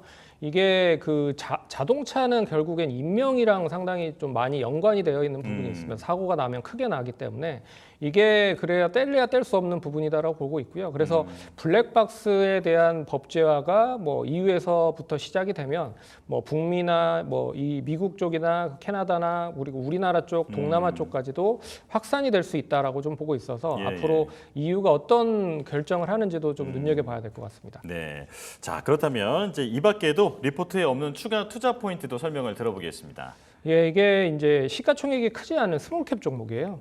예, 그렇기 때문에 스몰캡 종목을 그러니까 증권사 리서치 센터에서 계속적으로 나오고 있다라는 것 자체는 좀 관심 있게 보셔야 된다라고 볼 수가 있는 부분이고요. 7월 들어서 세 개 증권사에서 벌써 이제 리포트가 나왔어요. 예. SK와 키움과 하나에서 나오긴 했는데 원래는 이제 그 리포트 자체가 대형 리서치 센터에서 리포트를 내야 인기가 많습니다. 그래서 NH나 삼성이나 한국 같은 리서치 센터가 좀 큰 업체들이 이런 리포트를 내야 된다라는 게 이제 인기가 많은데 그래도 뭐 중소형 증권사에서도 이런 리포트를 냈다라는 거는 좀 의미가 있다. 그래서 중복적인 리포트를 냈다라는 것도 상징적으로 좀 보셔야 될 것 같고요. 두 번째는 이제 스몰캡 종목이 어떻게 보면 텐베거가 날 확률이 높다라고 말씀을 해드릴 수 있을 것 같아요. 그래서 시가총액을 기준으로 봤을 때 뭐 1,000억에서 2,000억, 3,000억까지를 스몰캡이라고 보면 이 스몰캡 종목이 1조 가는 건 상당히 어렵지 않게 올라가는 경우가 많거든요. 하지만 뭐 시가총액이 10조나 20조 이런 업체들이 100조 가기는 상당히 어렵습니다. 그런 거를 감안을 해보면 스몰캡 종목에 대한 퍼포먼스가 상당히 긍정적으로 이어질 가능성이 높다라고 말씀드릴 수 있을 것 같고 그래서 이슈와 실적과 수급이 좀 고르게 갖춰져 있는 삼박자 관련된 종목들은 계속 관심을 가지셔야 될 필요가 있을 것 같고요. 반면에 이슈나 테마로 올라갔던 종목들, 이제 실적을 제외하고 올라갔던 종목들은 거품이 빠지면 싹 수그러들 가능성이 높기 때문에 그런 것도 한번 눈여겨보셔야 될 필요가 있는 것 같습니다. 예, 자 모든 투자자들의 한 번쯤은 해보고 싶은 꿈이겠죠. 텐베거. 네, 지금 말씀해주신 것처럼 스몰캡 이 종목은 시총을 보니까 한 1,300억 정도 되더라고요. 네, 말씀해주신 그런 부분에 좀 포함이 되는 것 같은데, 자 앞으로 어떻게 주가가 가는지를 좀 지켜봐야겠습니다. 자, 당연히 이제 그 가격에 대해서 조금 더 여쭤보고 싶은데 기술적 목표가도 한번 잡아주시면 좋을 것 같아요. 일단 기술적 목표가는 단기적으로 한 10,000원 정도가 될 것 같고요. 뭐 예. 추가적으로 상승이 이어지면 앞선 목표가가 12,000원 정도 선이기 때문에 12,000원 정도까지도 갈 수 있다라고 말씀드릴 수 있을 것 같습니다. 근데 네. 올해 예상 실적을 보시면 6,429억에 618억이고요. 영업이익을 기준으로 했고 원래는 PER을 기준으로 계산을 해보면 단기순이익으로 계산을 하는 게 맞거든요. 근데 영업이익으로 기준을 해보면 이제 PER이 2.2배 수준밖에 되지 않기 때문에 엄청나게 저평가한 거죠. 근데 이 연결 실적, 팅크웨어 자회사에 대한 실적이 대부분 엄청나게 비중이 좀 많아요. 그래서 이 팅크웨어에 대한 실적이 좀 많은 포함이 되고 있는 상황이라 동사에 대한 실적이 얼마만큼 빠르게 성장하는지도 한번 눈여겨 보셔야 될 가능성이 있다라고 말씀드려야 될 것 같습니다. 좋습니다. 기술적 목표가 12,000원 이렇게 정리를 하겠습니다. 자, 두 번째 리포트 바로 열어보겠습니다. 자, 이번에 두 번째는 현대위아를 가지고 오셨는데요. 유진투자증권의 리포트군요. 2분기의 영업이익이 컨센서스에 부합할 것으로 보인다. 부품 부문의 러시아 법인 적자가 줄어들고 있다. 방산 부문의 매출 전년 대비 큰 폭으로 증가했고 자동차 부문의 실적도 점진적으로 개선되고 있다. 목표가는 75,000원 이렇게 나왔습니다. 자, 방산과 자동차 부문의 기대감이 이제 높은 그 현대위아라고 볼 수 있는데 지금 업황 분석부터 한번 얘기를 해주실까요? 일단 뭐 기존 자동차에 대한 그 업황은 계속적으로 좋은 것 같습니다. 이 현대차가 잠정 실적을 발표를 하긴 했는데 뭐 이 국내 쪽과 해외 쪽에 대한 매출이 조금 부진하긴 했다. 근데 수익성적인 부분에서는 긍정적으로 우상향을 하고 있다라고 뭐 보고 있는 것 같고요. 그 부분은 이제 환율 효과가 가장 큰 부분인 것 같습니다. 그리고 이 자동차에 대한 판가가 엄청나게 좀 많이 높아졌다. 그래서 평균 자동차 가격에 대한 이 수익성도 높아졌다라고 말씀드릴 수 있을 것 같고요. 거기에 이제 저PBR 이슈가 더해지고 그리고 자율주행이 지금 아직 3단계가 확정이 돼서 이 접목을 하지 못하고 있는 단계지만 그래도 2단계나 3단계 계속적으로 단계가 높아질수록 전장화는 커질 수밖에 없는 부분이고 그러면 이 그 자동차 업체 입장에서는 조금 더 단가를 높여서 부를 가능성이 높다라고 보고 있어서 이런 거를 감안을 해보시면 좋을 것 같고요. 그리고 현대차 그룹에서 8월 28일 날 이제 현대차 2024년 CEO 인베스티라고 하는 대의를 만들고 있습니다. 그래서 8월 28일 날 뭐 주주 환원 정책 관련된 부분에서도 얘기를 할 것 같고요. 그리고 10월 인도법인에 대한 상장 관련된 부분과 그리고 미국의 신공장 가동 관련된 부분도 뭐 이야기를 할 가능성이 높다라고 해서 8월 28일 날 어떤 또 이 현대차 그룹의 이 오너분이 이야기를 할지를 좀 지켜보는 게 좋을 것 같습니다. 이제 앞으로 좀 큼지막한 발표를 앞두고 있기 때문에 그때까지 또 기대감이 좀 쌓여가지 않을까 이런 생각이 드는데요. 자, 리포트 보면서 이야기 좀 더 들어보겠습니다. 네, 리포트는 이제 두 가지로 구성이 되어 있는 부분인 것 같아요. 근데 그 중에서도 기계 부분의 호실적이 유망하다. 그래서 2분기는 컨셉을 부합할 거다라고 얘기를 하고 있습니다. 예. 그래서 첫 번째는 이제 자동차 부분 관련된 부분인데 그 완성차 생산 물량이 앞에서도 설명을 해드렸지만 감소를 한 부분들이 없지 않아 있고요. 하지만 러시아 법인에 대한 부분들이 그 줄어듦에도 이제 중국 쪽에 대한 법인이 실적 턴어라운드가 1분기 때 진행이 됐다라고 하는 게 좀 의미 있게 보셔야 될 부분이고, 그리고 멕시코 법인에 대한 점진적인 가동률이 상승하고 있다라는 겁니다. 그리고 멕시코 하이브리드 시스템 및 EV 전기차 관련돼서 열 관리 시스템을 하반기에 이제 입찰을 할 가능성이 높다라고 보고 있어서 입찰에 성공을 하면 또 수주로 고스란히 이제 받아들일 가능성이 높은 거죠. 그리고 이 냉각수 냉매 통합 모듈 관련돼서도 동사가 이제 공급을 예정을 할 가능성이 높다. 근데 이 냉각 관련된 업체의 허브 모듈이 그 일반 냉각수 관련된 모듈보다 높다, 가격이. 그렇기 때문에 그런 부분도 좀 눈여겨 보셔야 될 것 같고요. 그리고 기계 방산 부분을 좀 눈여겨 봐야 된다. 그래서 네. 저수익 사업을 이제 축소를 하고 있고요. 그리고 공작 기계 관련된 부분은 축소를 하고 이제 고마진 쪽, 방산 쪽에 대한 부분을 계속 늘리겠다라고 하는 부분입니다. 그래서 올해 실적은 이 하반기부터 조금 방산에 대한 부분들이 좀 더 좋아지면서 점진적으로 좀 확대가 되는 그런 방향이 될 거다라고 리포트에서 나와 있다라고 말씀드릴 수 있을 것 같습니다. 네, 지금 방산, 기계, 자동차 부품 이런 부분에서 모두 현대 위아가 기대감을 받고 있는데 여기서 짧은 질문으로 지금 방산 부분의 기대감 이 점점 더 커지고 있지 않습니까? 근데 좀 비싸다는 얘기도 많이 있는데 앞으로 그 방산 쪽의 전망에 대해서는 어떻게 보세요?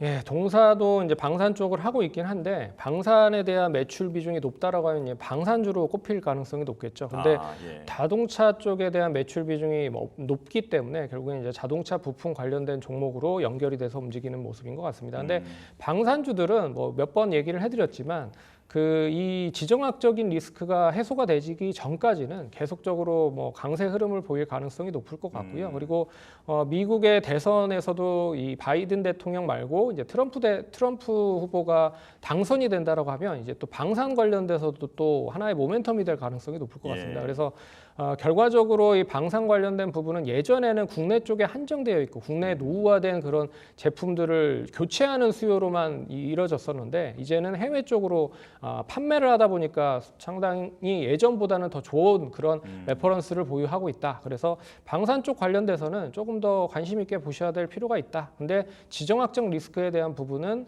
어느 정도 해소가 되는 시점에서는 단기적인 고점이 될 가능성이 높을 것 같다. 그렇게 말씀드리겠습니다. 알겠습니다. 자, 방산 이제는 뭐 사실상 대표적인 수출주가 되어 버렸기 때문에 환율도 이게 눈여겨서 보셔야 될 것 같고요. 자, 리포트에서 다루지 않은 추가적으로 확인해야 할 투자 포인트도 설명 들어보겠습니다.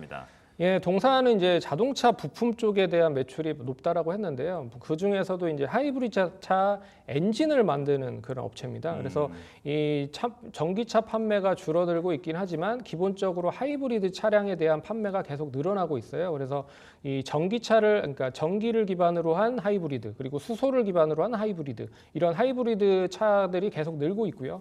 거기에 있어서 하이브리드 엔진을 공급을 한다는 데 있어서 이제 수혜를 받을 가능성이 높을 것 같고요. 그리고 또 이제 공장 자동화와 방산 관련된 부분도 뭐 이야기를 할 수가 있을 것 같은데 특히나 이제 로봇 관련돼서는 동사가 이제 그 주차 로봇이나 물류 로봇, 협동 로봇을 동사가 이미 개발을 해놓고 있는 상황입니다. 그래서 그런 것도 하나의 모멘텀이 될 수 있다라고 말씀드릴 수 있을 것 같고요. 예. 방산에서도 K9 자주포와 K2 전차 관련된 조립체 그리고 해상 안포 같은 이제 기술도 보유를 하고 있어서 이런 기술들에 대한 부분이 얼마만큼 많이 더 증가가 되는지가 관건이지만 실적이 그렇게 뭐 확 늘어나는 부분들은 아니기 때문에 결과적으로 이 자동차 부품에 대한 부분과 이 방산 쪽에 대한 부분이 안전하게 좀 어느 정도 확대가 되는 부분을 보셔야 될 것 같습니다. 네. 자, 그렇다면 이제 가격 전략에 대해서 설명을 들어볼 텐데요. 조금 전에 리포트에서는 75,000원을 목표 주가로 잡았는데 적정 가격 어떻게 보십니까? 예, 이 자동차 부품주들의 대부분의 특징이 가격이 좀 저렴합니다. PER 기준으로 한 5.6배 수준이에요. 그래서 올해 실적을 본다라고 해도 뭐 긍정적인 흐름이라고 말씀드릴 수 있을 것 같고요. 75,000원까지는 충분히 가능하다. 근데 기술적인 흐름을 보면 길게 봤을 때는 5만 원에서 7만 원 박스권 흐름을 계속 보이고 있는 상황입니다. 그래서 1차적으로 단기 바닥을 어느 정도 확인한 시점에서 6만 원까지 어느 정도 안착을 하면 7만 원까지 가는 거는 크게 무리는 없을 것 같다. 그리고 7만 5천 원은 결과적으로 이 실적까지 연관이 되는 그런 가격이기 때문에 긍정적으로 봐도 될 것 같다라고 말씀드리도록 하겠습니다. 네, 자 박스권이라고 말씀을 해주셨는데 지금 주가가 5만 5천 원 정도 되고 또 단기적으로는 6만 원까지는 좀 볼 수 있다. 그리고 그 부분을 통과했을 경우에는 7만 원, 7만 5천 원까지도 상방이 열려 있다. 이렇게 정리해 보겠습니다. 자, 손창현 팀장과는 여기서 인사 나누겠습니다. 고맙습니다. 네.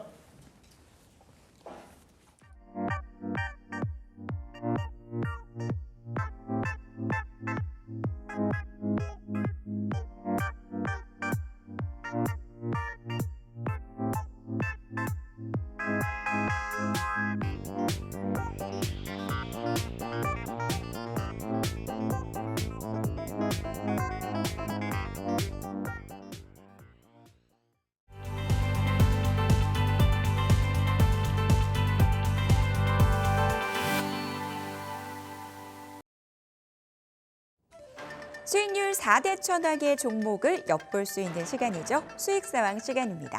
자, 오늘은 이재진 전문가 먼저 연결해서 이야기 나눠보도록 하겠습니다. 전문가님 안녕하세요. 반갑습니다. 네, 오늘의 종목 공개해 주시죠. 오늘 우리 시청자 여러분들께 말씀드릴 종목은 바로 오파스넷이라는 종목입니다. 일단 최근 시황부터 간단하게 좀 설명해 드리면 7월 11일 미국의 CPI 지표를 현재 앞두고 있습니다. 최고 소비자 물가 지수인데요. 소비자 물가 지수는 사실 현재 미국의 금리 정책의 핵심 지표로 현재 떠오르기 때문에 금리 정책을 정하는데 가장 중요한 지표로서 떠오르고 있죠. 물가가 안정되는 것이 금리 인하 가능성이 높아지는 신호이기에 이번에 CPI 지표 발표가 굉장히 중요해 보입니다. 이런 중요한 지표 발표를 앞두고는 보통 시장은 어떻게 되죠? 잘 안 움직입니다. 보통 기관 투자자들이나 펀드사들도 무리한 투자를 하지 않기 위해서 조금 중립적인 태도를 현재 보이게 되는데요. 정말 필요한 주식 아니고는 현재 횡보하게 됩니다. 그래서 증시가. 이렇게 수급이 현재 멈춘 현재 상황에서는 그래서 주도 종목들, 최근에 뭐 반도체 관련 종목이라든가 2차전지 관련 종목이라든가 시장을 주도하는 종목들보다는 좀 개별 이슈를 가지고 있는 종목들이 그래서 좀 비교적 잘 움직이는 시장이 되는 거예요. 그래서 오늘 여러분께 말씀드린 오파스넷이라는 종목도 메인 뉴스보다는 개별성 이슈를 가지고 있는 기업이다라고 보시면 되겠습니다. 가장 대표적으로는 이제 최근에 이제 한동훈이라는 이제 정치인과 관련된 섹터에서 엮여서 주가가 올라가는 케이스인데요. 사실 해당 섹터가 이제 근본적으로 엮여 있기보다는 항상 이제 테마 이슈를 타고 단기적인 수급이 좀 잘 들어온다라는 관점에서 주목해볼 필요가 있는 기업입니다. 고정 이슈가 있는데요. 7월 23일 날짜로 국민의힘 한동훈 당대표 선출 가능성이 현재 굉장히 높아지고 있는 현재 시점이에요. 국민의힘 당권 적합도 조사에 따르면 국민 전체 기준에서는 45% 정도의 지지, 그리고 당내에서 보수층에서는 61%의 지지를 현재 받고 있기 때문에 다음 당대표 그리고 다음 대선까지 이어가는 흐름으로 현재 이어가고 있다라고 보시면 되겠습니다. 2017년도 한국 대선 후보로서 나설 수 있을 만한 가능성이 매우 높은 인물이기 때문에 우리가 관련된 종목들 단기적인 관점에서 일단 보시고요. 단기적인 관점에서 트레이딩 끝내지 마시고 중장기적인 관점에서도 한번 지켜보실 만한 기업을 여러분에게 가지고 왔습니다. 일단 여러분들께 가격을 좀 말씀드릴 필요가 있을 것 같은데요. 화면 보면서 차트 보면서 말씀드려 보도록 할게요. 일단 역사적으로 이제 해당 관련 종목들이 최근에 주가가 많이 죽어 있었어요. 고가 대비해서 대략적으로 60% 반토막 이상 빠졌다가 현재 반등을 현재 시작하는 자리다, 추세를 좀 바꾸는 자리다라고 보시면 될 것 같아요. 기존에 완벽하게 하방 추세를 이겨내고 드디어 상방 추세로 돌아서는 현재 시기예요. 이럴 때 보통 힘이 세거든요. 장기 평선 매물대도 소화를 했고 그 다음에 다시 힘을 응축하다가 다시 한번 튀어오르는 자리이기 때문에 현재 자리에서 단기적인 추가 상승세도 나올 수 있다라고 현재 저는 생각하고 있습니다. 매수가 자리는 근데 절대 무리하시면 안 되겠죠. 저는 항상 눌림목 매수를 여러분께 권장해 드리기 때문에 종목은 9,300원 자리까지 단기간에 눌림목이 나왔을 때 공략을 권장해 드리고요. 목표가 자리는 한 10,000원짜리 생각을 하고 있고요. 손절가 자리는 9,100원 자리로 짧게 가져가시면 되는데 이제 제가 항상 말씀드리지만 단기적인 종목들은 시장 상황에 따라서 금방금방 흐름이 변하기 때문에 일단 수익권에 들어가시면 분할 매도를 하시면서 목표가까지 바라보시는 거지 목표가가 안 왔다고 해서 끝까지 들고 계시는 전략은 안 된다라고 한번 더 말씀해 드리면서 오늘의 가격 전략까지 오파스넷 말씀드리겠습니다. 네, 이재진 전문가와는 여기서 인사 나누겠습니다. 오늘 도움 말씀 감사합니다. 감사합니다. 네, 이 종목의 투자 포인트 저와 함께 다시 한번 정리를 해보시죠. 미국의 CPI 발표를 앞두고 수급이 잠겨있는 시장인데요. 이럴 때일수록 개별 이슈가 있는 종목을 선정해야 한다라고 말씀 주시면서 이 종목 선정을 해주셨습니다.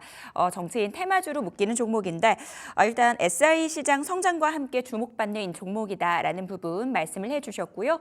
목표가 10,000원, 손절가 9,100원 제시를 해주셨습니다. 일단 오늘 시장에서 이미 10,000원을 돌파한 상황인데 오늘 이 종목을 좀 단기적으로 보기보다는 중장기적으로 볼 만한 종목으로 가격 전략 선정을 해주신 거니까요. 이런 부분들도 좀 참고해 보시기 바라겠습니다. 자, 김동석 전문가 연결해서 또 이야기 나눠보도록 하겠습니다. 전문가님 안녕하세요. 네, 반갑습니다. 네, 오늘의 종목 공개해 주시죠. 네, 오늘 기업은 최근 들어서 원자재 관련된 기업들이 많이 오르고 있는데 그중에서 저는 한선 엔지니어링을 가지고 왔습니다. 이 한선 엔지니어링이라는 기업이 뭐 하는 기업이냐면은 SOFC 플러밍 모듈을 공급하고 있는 기업이라고 보시면 될 것 같습니다. SOFC가 뭔가요? 라고 물어볼 수 있을 것 같은데 SOFC 같은 경우에는 천연가스를 개질해서 수소로 만들고 그 수소로 연료전지를 만들었다라고 보시면 될 것 같습니다. 그래서 그 SOFC가 왜 이슈가 되는가 또는 왜 관심을 가는가라고 한다면 이번 대선 토론에 좀 관심을 가져야 되지 않을까 생각합니다. 이번 미국 대선 토론에서 트럼프 지지율이 강하게 올랐습니다. 그럼 트럼프 대통령이 만약에 이번에 된다면 이슈가 될 만한 게 뭐가 있냐라고 한다면 바로 화석연료의 성장입니다. 천연가스라든가 우리가 흔히 알고 있는 뭐 석유라든가 이런 기존의 화석연료를 더 많이 쓰겠다라고 얘기하는 그리고 주장하는 정책적으로 밀고 나가는 사실 호구라고 보시면 될 것 같고요. 그렇게 되면은 사실상 천연가스를 이용해서 그나마 친환경적으로 갈 수 있는 SOFC가 부각될 수 있다는 부분이고요. 왜 그러냐 한다면은 사실 미국을 더 위대하게라는 정책을 펼치는 후보라 보시면 돼요. 그러기 위해서는 미국이 가지고 있는 강점을 밀고 나가야 되는데 그게 바로 셀가스, 셀 오일이라 볼 수 있을 것 같습니다. 사실 우리가 흔히 얘기하는 친환경 에너지는 어디든 태양광은 비치고요. 어디든 바람은 불지 않습니까?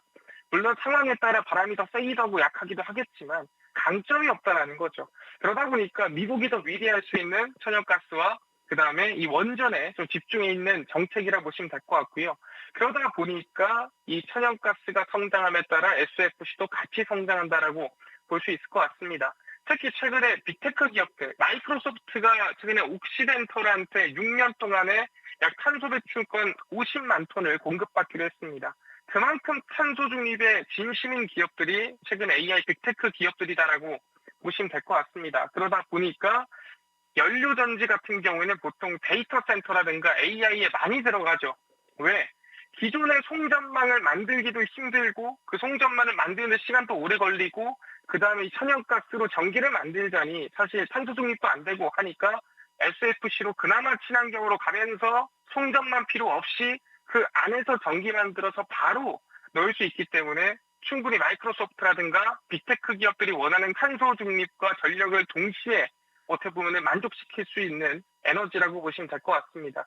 그러다 보니까 지금 천연가스 생산지가 아까 얘기한 셀가스가 이 멕시코만에 몰려 있는데 지금 라니냐가 오면서 지금 허리케인이 베리를 시작으로 하나씩 출발하고 있습니다. 허리케인이 거의 원래 이 시기가 오면은 11개에서 12개 오기 때문에 이제 10개, 11개가 남아있는 상태라고 보시면 될 것 같고요. 한선 엔지니어링 SOFC로 기대감 좀 가져보겠습니다. 그래서 지금 차트상으로 보시면은 양봉이 나오고 살짝 반등이 나와줬는데 천연가스가 이저락 반등하는 구간이기 때문에 긍정적으로 볼 수 있을 것 같고요. 그래서 다음 거래일에 시초가 이하로 음봉에 공략하시면 좋겠다 말씀드리고요. 목표가는 1,800원 나이대 지키시면서 목표가 잡고 가시면 될 것 같다. 왜? 이 구간이 매물대죠. 손절가 같은 경우에는 8,900원 나이대입니다. 이 부분 같은 경우에도 거의 최저가라고 보시면 될 것 같고 그래서 8,900원, 목표가 1,800원 잡으면서 한선 엔지니어링 지켜보시면 좋을 것 같습니다. 네, 김동석 전문가와는 여기서 인사 나누겠습니다. 오늘 도움 말씀 감사합니다. 감사합니다.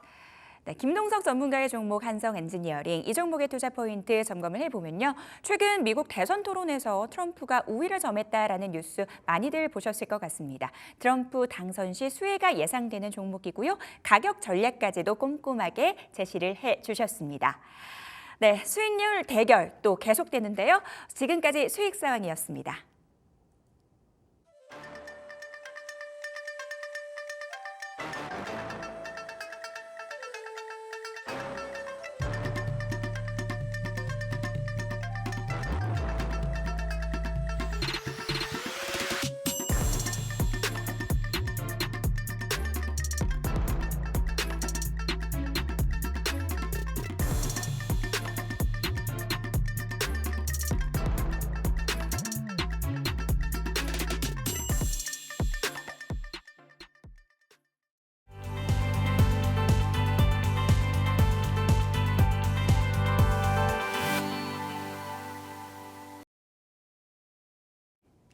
라스트 빅딜 함께 하시죠. 오늘 장에서 핫했던 종목들 확인해 보고요. 종가 매수 OX 확인해 보도록 하겠습니다. 네, 오늘은 이성웅 가올투자증권 차장님, 이주연 M인베스트먼트 대표님과 함께하겠습니다. 두 분 어서 오십시오. 어서 오세요. 자, 오늘은 오늘 시장 안에서 핫했던 방산주 쪽부터 한 종목 보도록 하겠습니다. 현대 로템인데요. 폴란드와 K2 전차 추가 수출을 위한 신규 합의서가 체결이 됐다라는 뉴스가 나오면서 오늘 장 강세를 보이고 있습니다. 자, 이 종목에 대한 의견 들어보겠습니다.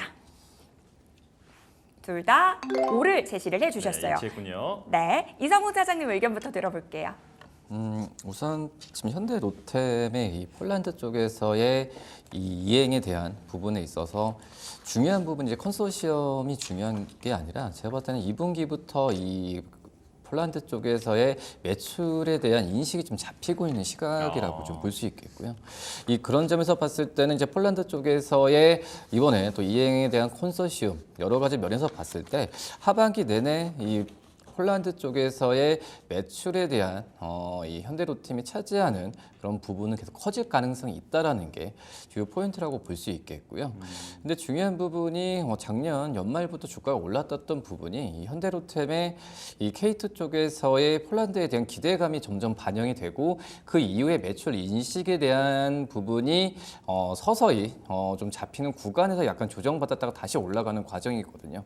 근데 결국은 이제 작년 연말부터의 폴란드 쪽에서 그 매출에 대한 부분은 차질 없이 진행이 되고 있다는 점에서 봤을 때 이 현대로템의 주가 상으로 봤을 때도 뭐 계단식으로 간다라는 우상향 방향 쪽에서는 주가 좀 조정받았을 때는 매수 관점이 좀 필요하지 않을까라고 좀 생각이 되고 있고 그리고 지금 오늘 올랐다고 하더라도 지금 변동성은 좀 나와주고 있긴 하지만 네. 결국은 아직까지 그 전에 전고점 이상까지는 아직 안 가고 있는 수준에서 저는 이 매수 관점을 좀 유지하는 것도 나쁘지 않다라고 좀 생각이 되고 있고 그러면 현대로템이 지금 원래는 이제 그 레일 쪽이잖아요. 레일 네. 쪽의 기업이라 볼 수 있겠는데 작년부터 이제 이 방산 쪽에서의 특히 이제 디펜스 쪽에서의 이 사업 부분이 커지면서 레일 부분을 지금 넘어선 상황이라고 좀 볼 수 있거든요.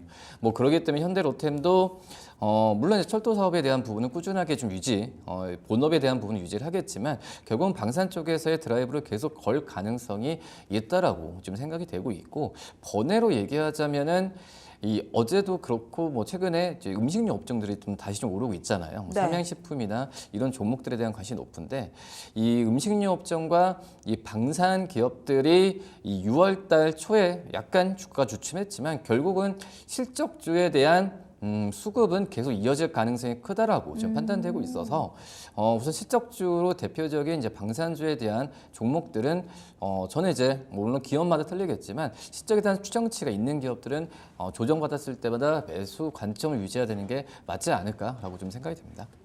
오늘 종가 매수를 넘어서 조정받을 때마다 좀 담아야 한다라고까지 말씀을 해주셨습니다. 자, 현대로템 폴란드 쪽에 매출이 잡히기 시작하니까 앞으로의 전망이 좀 밝다 이렇게 정리를 해볼 수 있겠고요. 자, 다음 종목은 ST팜입니다. 이거 내용이 좀 어려워서 제가 한번 정리를 해보고 넘어갈게요. 자, 라이텔로가 골수 이형성 증후군 적응증에 대해서 미국 FDA 승인을 받으면서 이제 이 ST팜의 상업화 파이프라인이 3개로 늘어났다고 합니다. 그리고 연말까지 1개가 더 추가될 것으로 보이는데 종가 매수 두 분의 의견 정말 궁금하거든요. 자, 들어주시죠. 자, 이번에도 이번에도 일치했습니다. 자, 이번에 이주연 대표님께 여쭤볼게요. 네, 일단은 최근에 뭐 제약바이오 분위기가 굉장히 좋은데 제약바이오 중에서도 좀 모멘텀이 있고 앞으로의 파이프라인 확장에 대한 기대감이 있는 그런 종목들 중심으로 좀 수급이 들어오고 있습니다. 근데 일단 ST팜 같은 경우에는 앞서서도 설명을 좀 이렇게 너무 잘 해주셨는데 네. 일단은 좀 먼저 봐야 되는 거는 미국의 생물보안법 관련해서 좀 모멘텀이 있을 거라고 기대를 하고 있습니다. 네, 일단은 생물보안법 같은 경우에는 이미 올해 초반에 좀 통과가 될 거다라고 미국에서 일단 얘기가 됐었는데 일단 지연이 됐죠. 근데 그런 와중에도 모멘텀은 좀 지속이 됐고요. 오히려 지연이 된 게 뭐 이게 끊기는 게 아니라 앞으로 더 강화가 될 거다라는 얘기들이 있었습니다. 생물보안법을 간단하게 그냥 설명만 드리자면은 그냥 중국을 제약바이오 쪽에서도 중국을 배제하자 이런 거라고 보시면 좋을 것 같고요. 그래서 일단은 중국에서 그동안에 차지하고 있던 그 비중 자체가 이제 그 우시라는 기업 쪽에서 중소형 그 CDMO 기업이거든요. 요거를 차지하고 있었는데 이 생물보안법 안에서 이 우시라는 기업을 콕 집어서 좀 제외를 하자 이런 얘기들이 나왔습니다. 그래서 일단은 이 우시가 빠지게 되면은 그 자리를 우리나라 그 중소형 CDMO 기업들이 좀 차지할 수 있을 거다 이런 기대감이 현재 있는 상황이라고 보시면 좋을 것 같고요. 그 중에 하나가 ST팜이라고 보시면 좋을 것 같습니다. 그래서 일단은 그 중소형 CDMO 기업들 쪽으로 좀 수급이 집중될 걸로 현재 예상이 되고 있는데 이 CDMO 서비스를 좀 선택을 할 때 고객사들이 좀 고려하는 포인트가 단순하게 그냥 잉여 캐파를 보유하고 있는 그런 기업들이 아니라 네. 이제 우선시하는 역량이 있을 거잖아요. 네. 네, 단순히 그냥 뭐 GMP를 획득한 그런 기업이 아니라 뭐 글로벌 GMP를 획득한 기업들, 뭐 미국이라던가 유럽 쪽에서 그런 인증을 받은 경험이 있는 그런 글로벌 제약사들 어떤 자체 뭐 실사를 합격했다던가 이런 좀 자격을 보유한 기업들을 찾을 가능성이 굉장히 높겠죠. 근데 일단은 ST팜 같은 경우에는 이미 합성 의약품 쪽에서 굉장히 많은 EU의 GMP라던가 미국 쪽에서도 받은 그런 이력이 있기 때문에 좀 선택받을 가능성은 충분히 있다 이렇게 보고 있습니다. 네, 그리고 뭐 하반기에 말씀해 주셨다시피 이미 6월 달에 그 말씀하신 라이텔로 같은 경우에는 혈액암 치료제입니다. 네, 일단 6월 달에 FDA 승인을 마쳤고 상업용 매출이 하반기부터 본격적으로 반영이 될 거라고 현재 기대가 되고 있는 상황입니다. 그래서 일단 2분기 실적은 좀 기대치보다는 조금 부진할 걸로 현재 예상이 되고 있는데 네. 당장 2분기보다는 좀 하반기 그리고 내년까지 좀 이 파이프라인 확장에 대한 모멘텀까지 함께 기대를 해보시면서 가져가 보시면 좋을 만한 종목이다 이렇게 설명드리겠습니다. 바이오의 시간이 다가오고 있다. 그 안에서 미국 이 생물보안법 수혜에 따른 기대감 살아있다라는 부분 신약 파이프라인까지도 언급을 해주셨습니다. ST팜에 대해서 종가 매수 의견 주셨고요. 다음으로 넘어가 보도록 할게요. 자, 오늘장 클래시스가 상승세를 보이고 있습니다. 이 고주파 장비가 대만 쪽 이 식약청 허가를 받았다라는 뉴스가 나오면서 주가 상승세 보여주고 있는데요. 이 종목에 대한 의견 들어보도록 하겠습니다. 두 분 다 아니군요. 자, 여기에서 네, 갈렸습니다. 갈렸네요. OX입니다. 자, 이번에는 그러면 이성욱 차장님 의견부터 들어볼게요. 네, 이제 뭐 클래시스 같은 경우에도 저도 참 조정을 받을 만큼 좀 받지 않았나라고 좀 생각이 좀 되고 있고요. 여러 지금 주가가 많이 올라서 좀 차익 실현에 대한 우려감이 있을 거라고 좀 얘기는 하지만은 결국은 길게 놓고 보면은 2022년부터 주가는 꾸준하게 좀 계단식으로 좀 상승을 하는 과정을 좀 반복을 좀 하고 있거든요. 그렇기 때문에 저는 이제 클래시스가 지금 현재 관점에서는 거래량이 지금 많이 나오지 않으면서 조정을 받은 부분을 본다고 했을 때 쉬어간다는 느낌은 굉장히 좀 강하다라고 좀 생각이 되고 있고 지금 현재는 이제 그 에스테틱 이 의료기기 쪽 같은 경우에는 앞서서 이제 그 ST팜도 얘기했지만 전체 뭐 제약바이오 그리고 이제 의료기기 쪽을 봤을 때는 이 제약바이오 쪽에서는 ST팜이나 이 삼성바이오로스 같은 이 CMO 기업 그리고 의료기기 쪽 같은 경우에는 이 미용 의료기기가 그나마 실적에 저는 보장이 된다라고 좀 생각이 되고 있어요. 그렇기 때문에 앞서서 제가 이제 뭐 방산 음식료주 말씀을 드렸을 때 철저하게 좀 실적으로 가야 된다라는 말씀을 드렸을 때 이 클래시스뿐만 아니라 미용 의료기기 쪽 같은 경우에도 이 제약바이오 의료기기 쪽에서의 종목들을 뭐 추린다고 했을 때는 의료기기 미용 쪽을 봐야 되고 그 안에서도 이제 클래시스가 오늘은 또 이제 뭐 대만 쪽에서의 승인에 대한 부분 얘기 나와주고 있지만 그 전에 이 미국 쪽에서의 FDA 승인을 지난 4월 30일에 획득을 했거든요.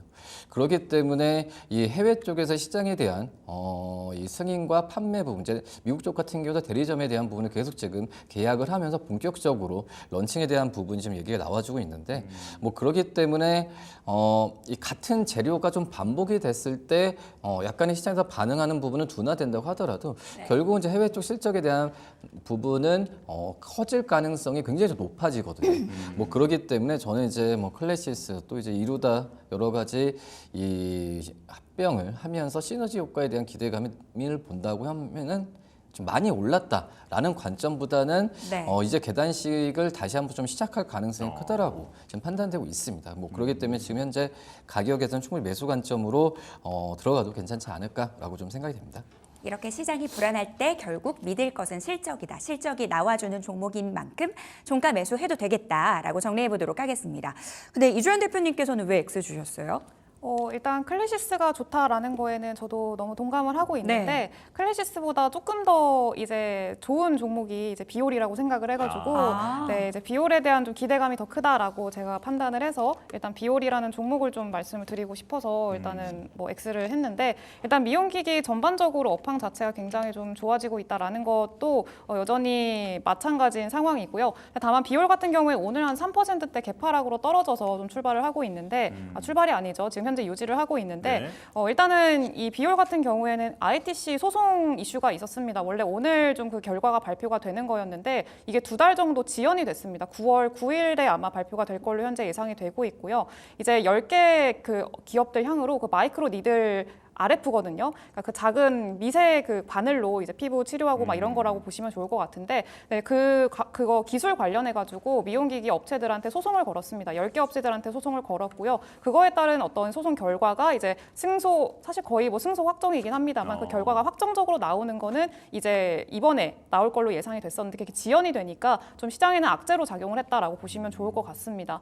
근데 다만 이거는 좀 지연이 된 거지 앞으로 안 될 거라고 생각을 하진 않고 있고요. 그래서 일단은 좀 모멘텀 자체가 유지가 되고 있는 상황인 만큼 조정을 받을 때 접근하는 전략 좀 좋다라고 생각을 하고 있습니다. 그리고 비올 같은 경우에도 뭐 작년에 그리고 올해까지 해서 브라질 그리고 중국 쪽으로 일단은 승인을 받아놓은 상황이고요. 일단은 그 진출하고 있는 나라들 자체가 국가들 자체가 점점 확장되고 있다라는 점 굉장히 긍정적으로 평가를 할 수가 있겠고 또 그 미용기기 전반적으로 좀 주목을 해볼 수가 있는 게 이제 제이시스 메디칼이 이제 인수가 됐잖아요. 인수가 됐고 아마 7월 22일에 그 상장 폐지가 되는 걸로 이제 알고 있습니다. 근데 네. 그때가 되면은 이제 그 바스켓으로 기관들이 그 종목들을 담잖아요. 미용기기 종목들을. 네. 근데 일단은 제이시스 메디칼이 일단 상폐가 되게 되면은 거기로 들어가 있던 그 수급들이 다른 미용기기 기업들로 좀 분산이 될 거다라고 좀 볼 수가 있을 것 같고요. 풍선 효과라고 생각을 하시면 좋을 것 같습니다. 네, 그렇게 분산이 될 거라고 생각을 하고 있고 그러면서 전반적으로 좀 미용기기 업체들 쪽으로 수급적인 측면에서 긍정적인 어떤 흐름을 기대를 해볼 수가 있을 것 같은데 일단 비올 같은 경우에는 그런 어떤 모멘텀이라던가 이런 것들도 있기 때문에 좀 추가적인 탄력을 충분히 기대해 볼 수 있을 거다 이렇게 생각을 하고 있습니다. 클래시스가 별로라기보다는 지금 비올이라는 종목이 더 매력적으로 보이기 때문에 종가 매수를 안 하시겠다. 네, 지금 이렇게 정리를 해보면 되는 거겠죠. 네. 네, 좋습니다. 자, 그러면 이제 다음 종목 넘어가겠습니다. LS 에코 에너지인데요. 미국의 안전 인증 기구인 UL로부터 URD 전력 케이블의 안전 인증을 획득했다고 합니다. 자, 미국 시장의 진출이 기대가 되고 있는 상황에서 자, 두 분의 의견을 여쭤보겠습니다. 들어주시죠. 이번에도 이번에도 동그라미로 일치가 됐습니다. 자, 이주연 대표님 이어서 좀 설명을 해주실까요? 네, 일단은 오늘 좀 전력기기 관련주들이 조금 흐름이 굉장히 좋았었습니다. 근데 LS 같은 경우에는 이번에 좀 공시가 나왔는데 LS 전선이죠. LS 전선이 이번에 미국의 최대 해저 케이블 공장을 건설하겠다 이런 얘기가 현재 나와 있는 상황이고요. 뭐 구체적인 내용들은 조금 더 지켜보기는 해야겠습니다만 네, 일단은 1조 원 가까운 규모로 일단 공장이 지어지게 될 걸로 현재 예상이 되고 있습니다. 일단은 그런 관련 이제 해가지고 이런 계열사들 측면에서 시너지 효과를 좀 기대를 해볼 수가 수가 있을 것 같고요. 일단 LS 이 에코에너지가 담당하고 있는 이 사업들 자체가 앞으로의 어떤 수익성을 좀 기대할 수 있을 만한 그런 좀 부분들이 있습니다. 그러니까 당장 수익이 반영이 된다기보다는 앞으로 2025년, 2026년 이때를 좀 기대를 하면서 좀 지켜보시면 좋을 것 같은데 일단은 LS 전선이라던가 그리고 LS 마린 같은 경우에도 지금 충분히 좀 모멘텀들이 들어와주고 있는 그런 상황이어서 일단 이들이 하고 있는 이 해저 케이블 그 능력들 자체가 뭐 전 세계에서 그 진입 장벽이 그렇게 낮은 쪽이 아닙니다. 네, 그래서 일단은 진입 장벽 자체가 뭐 글로벌 시장 쪽에서 한 4개에서 5개 정도 그런 회사에 그칠 정도로 굉장히 높은 진입 장벽이 있는 아이템인데 그 중에 한 곳이 LS 그 에코에너지의 모회사죠. 그쪽이 그 LS 전선이라고 보시면 좋을 것 같고요. LS 전선이 가지고 있는 뭐 해저 케이블 제조 능력이라던가 그리고 LS 마린 솔루션이 가지고 있는 그 시공 능력이라던가 이런 것들까지 같이 좀 합작으로 해가지고 앞으로 좀 충분히 기대해 볼 수 있다라고 생각을 하고 있습니다. 예. 그리고 추가적으로 오늘 나온 이슈 중에 또 구리 가격 얘기가 나오고 있거든요. 그래서 일단은 AI 열풍이 좀 지속이 되면서 뭐 6년 이내에 구리가 뭐 동난다 이런 뉴스가 나왔었는데 뭐 그거는 6년이 지나봐야 아는 거겠지만 일단은 AI 열풍 자체가 좀 지속이 되고 있는 상황이고 조금 더 장기화될 거다 이런 전망들이 나오고 있는 상황에서 일단 구리 가격과 이 굉장히 연동되는 부분이 많고 주가상으로도 굉장히 크게 연동이 됩니다. 그렇기 때문에 이제 그런 점에서도 충분히 좀 모멘텀으로 생각을 할 수가 있을 것 같습니다. 그래서 지금 LS 에코에너지 같은 경우에는 다른 그 LS 기업들 대비해서 상대적으로 반등이 조금 덜 나온 감이 있습니다. 그래서 어제 조금 탄력을 받고 오늘은 살짝 쉬어가고 있는 모습인데 전고점까지도 충분히 좀 노려볼 수 있을 만한 그 트라이를 해볼 수 있을 만한 구간이라고 판단을 하기 때문에 LS 에코에너지 긍정적으로 보시면 좋을 것 같습니다. 예, 미국의 최대 해저 케이블 공장 건설 그리고 구리 가격 상승까지 모멘텀이 있다고 말씀해 주셨는데 자 차장님 오래 기다리셨습니다. 차장님께서도 말씀을 좀 덧붙여 주실까요? 어떻게 보면은 이제 저도 5를 들었긴 했지만 네. 어떻게 보면 LS 전선이나 LS를 사는 것도 괜찮아요. 오. LS 에코에너지보다. 예, 근데 지금 이제 LS 그룹 전체적으로 지금 그 잘 가고 있기 때문에 LS 에코에너지 같은 경우에도 어떻게 보면 다른 어떤 전선 관련주 대비해서는 주가가 많이 덜 오른 감이 좀 있긴 해요. 그렇기 때문에 네. 좀 매수 관점으로 좀 들어가긴 하겠지만, 근데 왜 제가 이제 LS나 아니면은 LS 에코에너지의 최대 이제 주주가 이제 LS 전선이잖아요. 네. 근데 이제 이 기업들을 가져가야 되는 오히려 좀 사는 게 좀 더 안전할 가능성이 좀 있지 않을까라고 좀 생각이 되고 있고 이 LS 에코에너지 같은 경우는 기본적인 이 지금 전력기기 쪽에서의 그 시장에서의 수요에 대한 부분을 또 흡수하는 것보다는 해저 케이블이나 또 이제 히터류 사업도 영위하고 있잖아요. 그러니까 신사업 쪽에서 뭐 지출을 많이 하고 있지만 이거에 대한 그 전망은 굉장히 좀 밝아요. 밝은 부분이지만 실적으로 빠르게 잡히는 부분은 저는 좀 그 중장기적인 마인드로 좀 들어가야 되지 않을까라고 좀 생각이 되고 있고요. 그렇기 때문에 좀 오래 들은 부분 같은 경우에는 LS 그룹 주들 전체적으로 분위기가 좋기 때문에 지금 오를 들은 거지만 오히려 좀 말씀드렸다시피 좀 약간 모회사 관점에서 들어가는 것도 나쁘지 않다라고 좀 생각이 됩니다.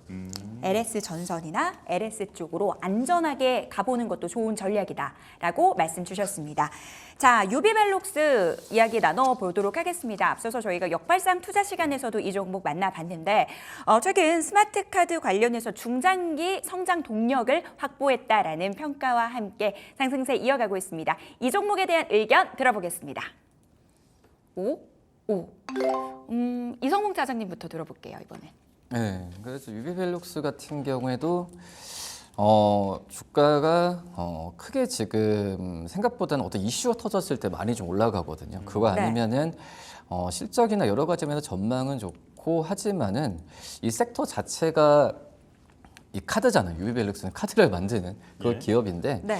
이 카드를 만드는 이 섹터 자체의 유동성이 지금 시장에서 관심이 적기 때문에 그 유동성이 좀 적게 몰리는 과정이 있지만 결국은 봤을 때도 이 스마트 카드 쪽에서의 우리나라 내수보다도 해외 쪽에서의 수요도는 점점점 늘어가는 그런 과정으로 간다라고 좀 생각이 되고 있고 이 IC 칩이나 또 이제 스마트 카드에 대한 부분은 우리나라는 굉장히 좀 이 상용화돼 있잖아요. 하지만 미국을 중심으로 오히려 지금 선진국 쪽에서는 이 스마트 카드 쪽에서의 도입이나 또 이제 BLE 카드 같은 블루투스 카드는 이제 지금 시작 단계라고 좀 볼 수 있거든요. 근데 스마트 카드 쪽에서 유비벨룩스의 이 마켓 시어 같은 경우 30% 이상이 좀 되고 있기 때문에 유비벨룩스의 이 해외 쪽에서의 실적을 기대한다면은 저는 매수 관점으로 들어가도 되지만 우리나라 쪽에서의 그 내수에 대한 부분이 좀 정체돼 있는, 물론 이제 지금 삼성 쪽과 또 은행권을 중심으로 한 새로운 스마트 칩이나 이런 부분에 있어서 플랫폼을 개발하는 상황이지만 기본적으로 이제 해외 쪽에서 매출이 나와줘야 이 실적에 대한 그 레벨업이 될 거라고 판단되고 있거든요. 근데 이런 부분은 지금 잘 진행이 되고 있는 그런 상황이고 유비벨룩스 기술력이 우리나라에서 잘 갖춰지고 좀 있기 때문에 저는 이제 유비벨룩스가 만약에 많이 올라갔다라고 한다면은 모르겠어요. 하지만 지금 현재 이런 좋은 전망을 유비벨룩스가 흡수하지 못했기 때문에 지금 현재 가격 구간에서는 매수 관점으로 들어가도 괜찮지 않을까라고 좀 생각이 됩니다. 국내는 정체되어 있지만 해외 쪽 수요가 폭발적으로 증가할 수 있다라는 부분 언급해 주셨습니다. 이주연 대표님 얘기도 안 들어볼 수가 없을 것 같아요. 간단하게 좀 들어볼게요. 네, 일단은 앞서서 스마트 카드 말씀을 해주셔서 저는 좀 다른 관점에서 보시면 좋을 것 같은 게 이제 그 자회사가 팅크웨어라는 회사가 있습니다. 예. 근데 그 팅크웨어가 우리 내비게이션 하면 아이나비라는 회사 아실 겁니다. 네, 그거를 이제 담당하고 있는 회사라고 보시면 좋을 것 같고요. 이제 이번에 유럽에서 그 블랙박스죠. 블랙박스 장착을 의무화하는 그런 법안을 좀 추진을 했고 통과가 돼서 이제 적용이 됩니다. 그래서 일단은 그 유럽 쪽으로 뭐 BMW라던가 이런 유럽 자동차 업체들이 의무적으로 이 블랙박스를 탑재해야 되는 그런 상황이기 때문에 이 아이나비를 판매하는 팅크웨어 쪽으로 어떤 좀 이제 실적적인 좀 기대를 해볼 수가 있겠다 이렇게 좀 말씀을 드릴 수가 있을 것 같고요. 2분기보다는 3분기 쪽에서 신제품 신차가 나올 때 처음부터 탑재를 해서 나가야 되는 거기 때문에 3분기부터 좀 기대를 해볼 수 있지 않을까. 이런 기대감이 좀 주가상으로 먼저 반영이 될 가능성도 있다라고 생각을 하고 있습니다. 그래서 그런 점에서 유비벨룩스 좀 긍정적으로 보시면 좋을 것 같다. 이렇게 말씀드리겠습니다. 역시 두 분의 의견을 듣는 묘미는 보다 입체적인 분석이 가능하다라는 부분인 것 같습니다. 네. 블랙박스 관련 모멘텀에 주목을 해주셨고요. 유비벨룩스 종가 매수해보자라고 정리해 보도록 하겠습니다. 저희는 마감 시보 듣고 돌아오겠습니다.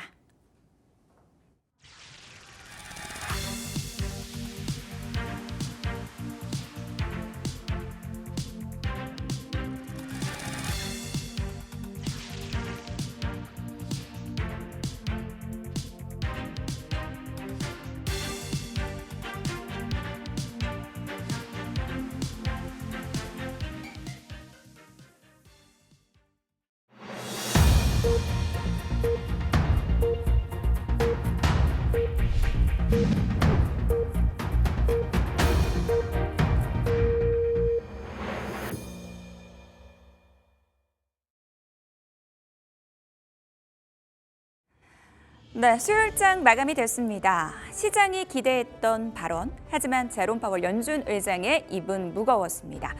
시장이 원했던 금리 인하 시기에 대한 힌트를 얻지 못했고요. 이제 시장은 CPI 발표 대기하고 있습니다. 이에 지수 역시도 좀 지지부진한 모습을 보였던 오늘 시장인데요. 내일은 한은의 금통위 그리고 옵션 만기일 대기하고 있는 상황입니다. 자, 파월의 발언 속에서 오늘 강달러가 추가적으로 진행이 되면서 원달러 환율도 상승세를 보였는데요. 0.08% 상승하면서 1,384원 60전 수준에서 마감될 것으로 보입니다. 자, 오늘 코스피 시장 움직임부터 거래소부터 체크해 보도록 하겠습니다. 자, 간밤 뉴욕 증시가 혼조세로 마감된 가운데 오늘 우리 시장 역시 약세로 출발이 됐습니다. 오늘 전반적으로 이 수급 자체가 크게 들어오지 않는 모습이었는데요. 오늘 외국인들의 매수세 힘입어 장중한대 연고점 돌파 시도하는 모습이었고요. 업종별로 순환매가 굉장히 빠르게 진행됐다라는 점 상당히 특징적인 부분입니다. 오늘 코스피 지수 0.02% 오르면서 마감이 됐습니다. 2,867선에서 종가 형성했습니다. 자, 이어서 코스닥 시장으로 가보도록 하겠습니다. 자, 오늘 코스닥 시장 역시 하락으로 출발했습니다. 일부 바이오 종목들이 잘 가져왔는데 2차 전지 쪽이 조금 못 가주면서 지수의 상승 탄력 제한적인 부분이었고요. 결국은 약세로 마감된 모습 확인할 수 있습니다. 동학개미만 매수한 시장이고요. 0.2% 약세입니다. 858선에서 종가 형성했습니다. 자, 이어서 시가총액 상위 종목들의 움직임 짚어보도록 하겠습니다. 자, 오늘 삼성전자, SK하이닉스 보합권 등락 이어갔습니다. 그 가운데 삼성바이오로직스의 주가 흐름 상당히 돋보이는 부분이었죠. 미국 생물보안법에 따른 수혜가 예상된다라는 부분 계속해서 시장에서 언급이 되고 있고요. 여기에 실적 기대감까지 더해지는 상황입니다. 삼성바이오로직스 1.38% 강세, 한 증권사에서는 삼성바이오로직스의 목표가를 100만 원 선언으로 놀려 잡기도 했습니다. LG엔솔이 0.28% 약세로 마감이 됐습니다. 자, 오늘 셀트리온은 하락세를 기록했습니다. 오늘 바이오주 내에서도 계속 차별화된 움직임 보이고 있는데요. 셀트리온이 1% 넘게 빠졌고요. 최근 연이은 랠리를 이어갔던 KB금융은 오늘도 쉬어갑니다. 1.8% 하락률 기록하고 있는 가운데 포스코홀딩스가 1.2%대 약세로 마감이 됐습니다. 자, 다음 장 보시죠. 오늘 네이버의 상승 상당히 눈에 띄는 부분입니다. 최근 시장에서 오랜 시간 좀 소외됐었던 종목인데요. 탄탄한 펀더멘털을 바탕으로 바닥을 형성해 나가고 있다라는 증권가 분석 나오고 있고요. 2분기 실적 역시도 양호할 것으로 예상이 되고 있습니다. 4% 가까이 올랐습니다. 17만 7,500원 선에서 종가 형성을 했고요. 오늘 셀 3사는 모두 빠집니다. 삼성 SDI가 2.4%대 하락, LG화학이 1.79% 약세로 마감이 됐습니다. 자, 코스닥 시가총액 상위 종목들의 움직임도 짚어보도록 하겠습니다. 오늘 2차 전지 쪽 약했습니다. 에코프로 BM이 2% 넘게 밀렸고요. 에코프로 역시 1.2%대 하락률 기록했습니다. 바이오 내에서도 선별적인 흐름이 진행이 됐는데 일단 알테오제는 추가 상승 나왔습니다. 2.86% 강세. 삼천당 제약이 어제 시총 5위로 올라섰는데 오늘 굳히기에 들어갔습니다. 2.39% 상승하면서 21만 4천 원 선에서 종가를 형성했습니다. 비만약 치료제에 대한 모멘텀 시장에서 주목받고 있는 것으로 풀이가 되고요. 리노공업 역시 오늘 눈에 띄는 부분이었죠. 2% 가까이 상승하면서 24만 1,500원 선에서 종가 형성했습니다. 이 고객사 다변화로 인해서 안정적인 실적 형성 기대된다라는 증권사 리포트 나왔고요. 클래시스 앞서서 우리가 살펴본 종목이죠. 볼륨어 관련 모멘텀이 부각되면서 1.38% 오르면서 마감이 됐고 51,400원 수준에서 종가를 형성했습니다. 자, 다음 장까지 좀 확인을 해볼까요? 게임스컴 개막을 앞두고 게임주에 대한 기대감 높아지는 가운데 펄어비스가 3% 넘게 올랐고요. 리가캠바이오는 2%대 약세, 오늘 휴젤과 실리콘2가 나란히 상승합니다. 동반 2% 상승으로 마감이 됐습니다. 네, 이렇게 해서 코스닥 시가총액 상위 종목들의 움직임까지 짚어봤습니다. 내일장 전략 세워보도록 할 텐데요. 자, 이성웅 차장님, 내일장 어떻게 대응하는 게 좋을까요? 이제 종목별 장세가 굉장히 좀 심화되는 상황인데, 이 상황이 좋지는 않아요. 왜냐하면 이제 주도주가 좀 있어야 되는 그런 상황이고, 이제 간밤에 이제 엔비디아나 테슬라에 대한 영향을 또 이제 안 받는 그런 상황으로 2차 전지 이 상위 기업들 그리고 삼성전자, SK하이닉스 큰 영향을 좀 받지 못했던 상황을 봤을 때 지금 이제 여건은 굉장히 좋죠. 우선 금리 인하 시기도 지금은 확률이 굉장히 높아지는 상황이고 외국인들의 수급도 지금 많이 들어오는 그런 상황이기 때문에 지금 현재 상황에서는 당연히 주식은 계속 보유 관점으로 가져야 되는 상황이고요. 그리고 지금 종목들에 대한 쏠림 현상이 그래도 그나마 좀 완화되는 모습이 좀 많이 보여지고 있거든요. 그러기 때문에 어떤 한쪽으로의 반도체, 자동차 이런 기업들 쪽으로의 종목들 돌리는 그 눈을 계속 가져가는 것보다도 지금 오늘 이제 중국 쪽에서 CPI나 PPI도 발표됐어요. 생각만큼의 어떤 증가는 아니지만은 그래도 연속적인 이 증가 속도는 좀 있기 때문에 이 중국 관련주 대표적이라고 할 수 있는 이 화학과 그리고 이 철강주들 같은 경우는 철저하게 좀 소외돼 있잖아요. 그런 종목들을 또 이 포트에 어느 정도 좀 담아두는 전략도 나쁘지 않다라고 좀 생각이 되면서 좀 눈을 좀 그 시야를 많이 넓히는 과정이 좀 필요한 그런 상황이지 않을까라고 좀 생각됩니다. 네. 자, 그럼 이주연 대표님의 전략도 설명을 좀 들어보겠습니다. 네, 일단은 시장 수급 쏠림이 좀 지속되고 있다라는 거는 좀 공통적으로 볼 수가 있을 것 같고요. 근데 다만 일단은 지금 좀 그래도 긍정적이라고 볼 수가 있는 거는 기본적으로 어느 정도 산업의 성장이 뒷받침이 돼준다라고 하는 그런 산업들 중심으로 어떤 좀 긍정적인 이슈라던가 추가적인 수주 내용이라던가 이런 것들이 좀 나오게 되면은 추가 탄력도를 받을 수 있을 만한 그런 상황이기는 하다, 그런 시장이긴 하다, 이런 점을 좀 볼 수 있었다는 게 좀 긍정적이었다 이렇게 생각을 합니다. 그래서 이런 흐름 자체는 그래도 앞으로 좀 기대를 해볼 수가 있을 것 같고요. 다만 이제 내일이면은 이제 7월에 1월부터 10일까지 수출 데이터가 또 발표가 되는데 요거를 네. 좀 지켜보셔야 될 필요는 있을 것 같습니다. 일단 최근에 뭐 반도체라던가 전력이라던가 그리고 이제 수출에 대한 기대감이 굉장히 높았었던 화장품이라던가 네, 이런 쪽들이 앞으로의 수출 데이터 상으로 봤을 때 좀 이 기울기 자체가 만약에 좀 꺾이게 된다, 혹은 뭐 기울기가 둔화되게 된다라고 하면은 시장에서는 또 이제 차익 매물이 좀 발생을 할 수가 있는 거기 때문에 그런 점들은 좀 미리 지켜보시면서 좀 수급 상황을 좀 따라가셔야 될 것 같고요. 특히나 이런 그 반도체라던가 전력, 화장품 이런 수출 데이터에 좀 주목이 돼 있는 그런 업종들이 대부분 외국인 수급들이 좀 많이 들어오고 있습니다. 그래서 일단 이 외국인 수급의 연속성을 좀 따져볼 수 있을 만한 그런 데이터 그리고 이슈이기 때문에 이런 점은 좀 주목을 해 보셔야 되고요. 일단은 뭐 특히나 반도체가 일단은 시장에서 받쳐줘야 하지만 시장도 어느 정도 좀 상승 여력을 꾀해볼 수가 있는 거기 때문에 네. 일단 반도체 쪽으로 외국인 수급 유지되는지 일단 1차적으로는 그걸 좀 보셔야 될 것 같다. 이렇게 좀 말씀을 드리겠습니다. 네. 외국인들이 반도체 계속해서 매수하는지 수급 쏠림 여부 좀 확인을 해보자라고 말씀을 주셨는데요. 이주연 대표님께 추가적으로 질문을 드리고 싶은 게 하나 있는데 앞서서 이성웅 차장님께서 뭐 철강 쪽이나 화학 쪽 그동안 소외됐었던 종목으로도 시야를 좀 넓혀보자라는 말씀을 주셨는데 이 의견에 대해서는 좀 어떻게 생각하세요?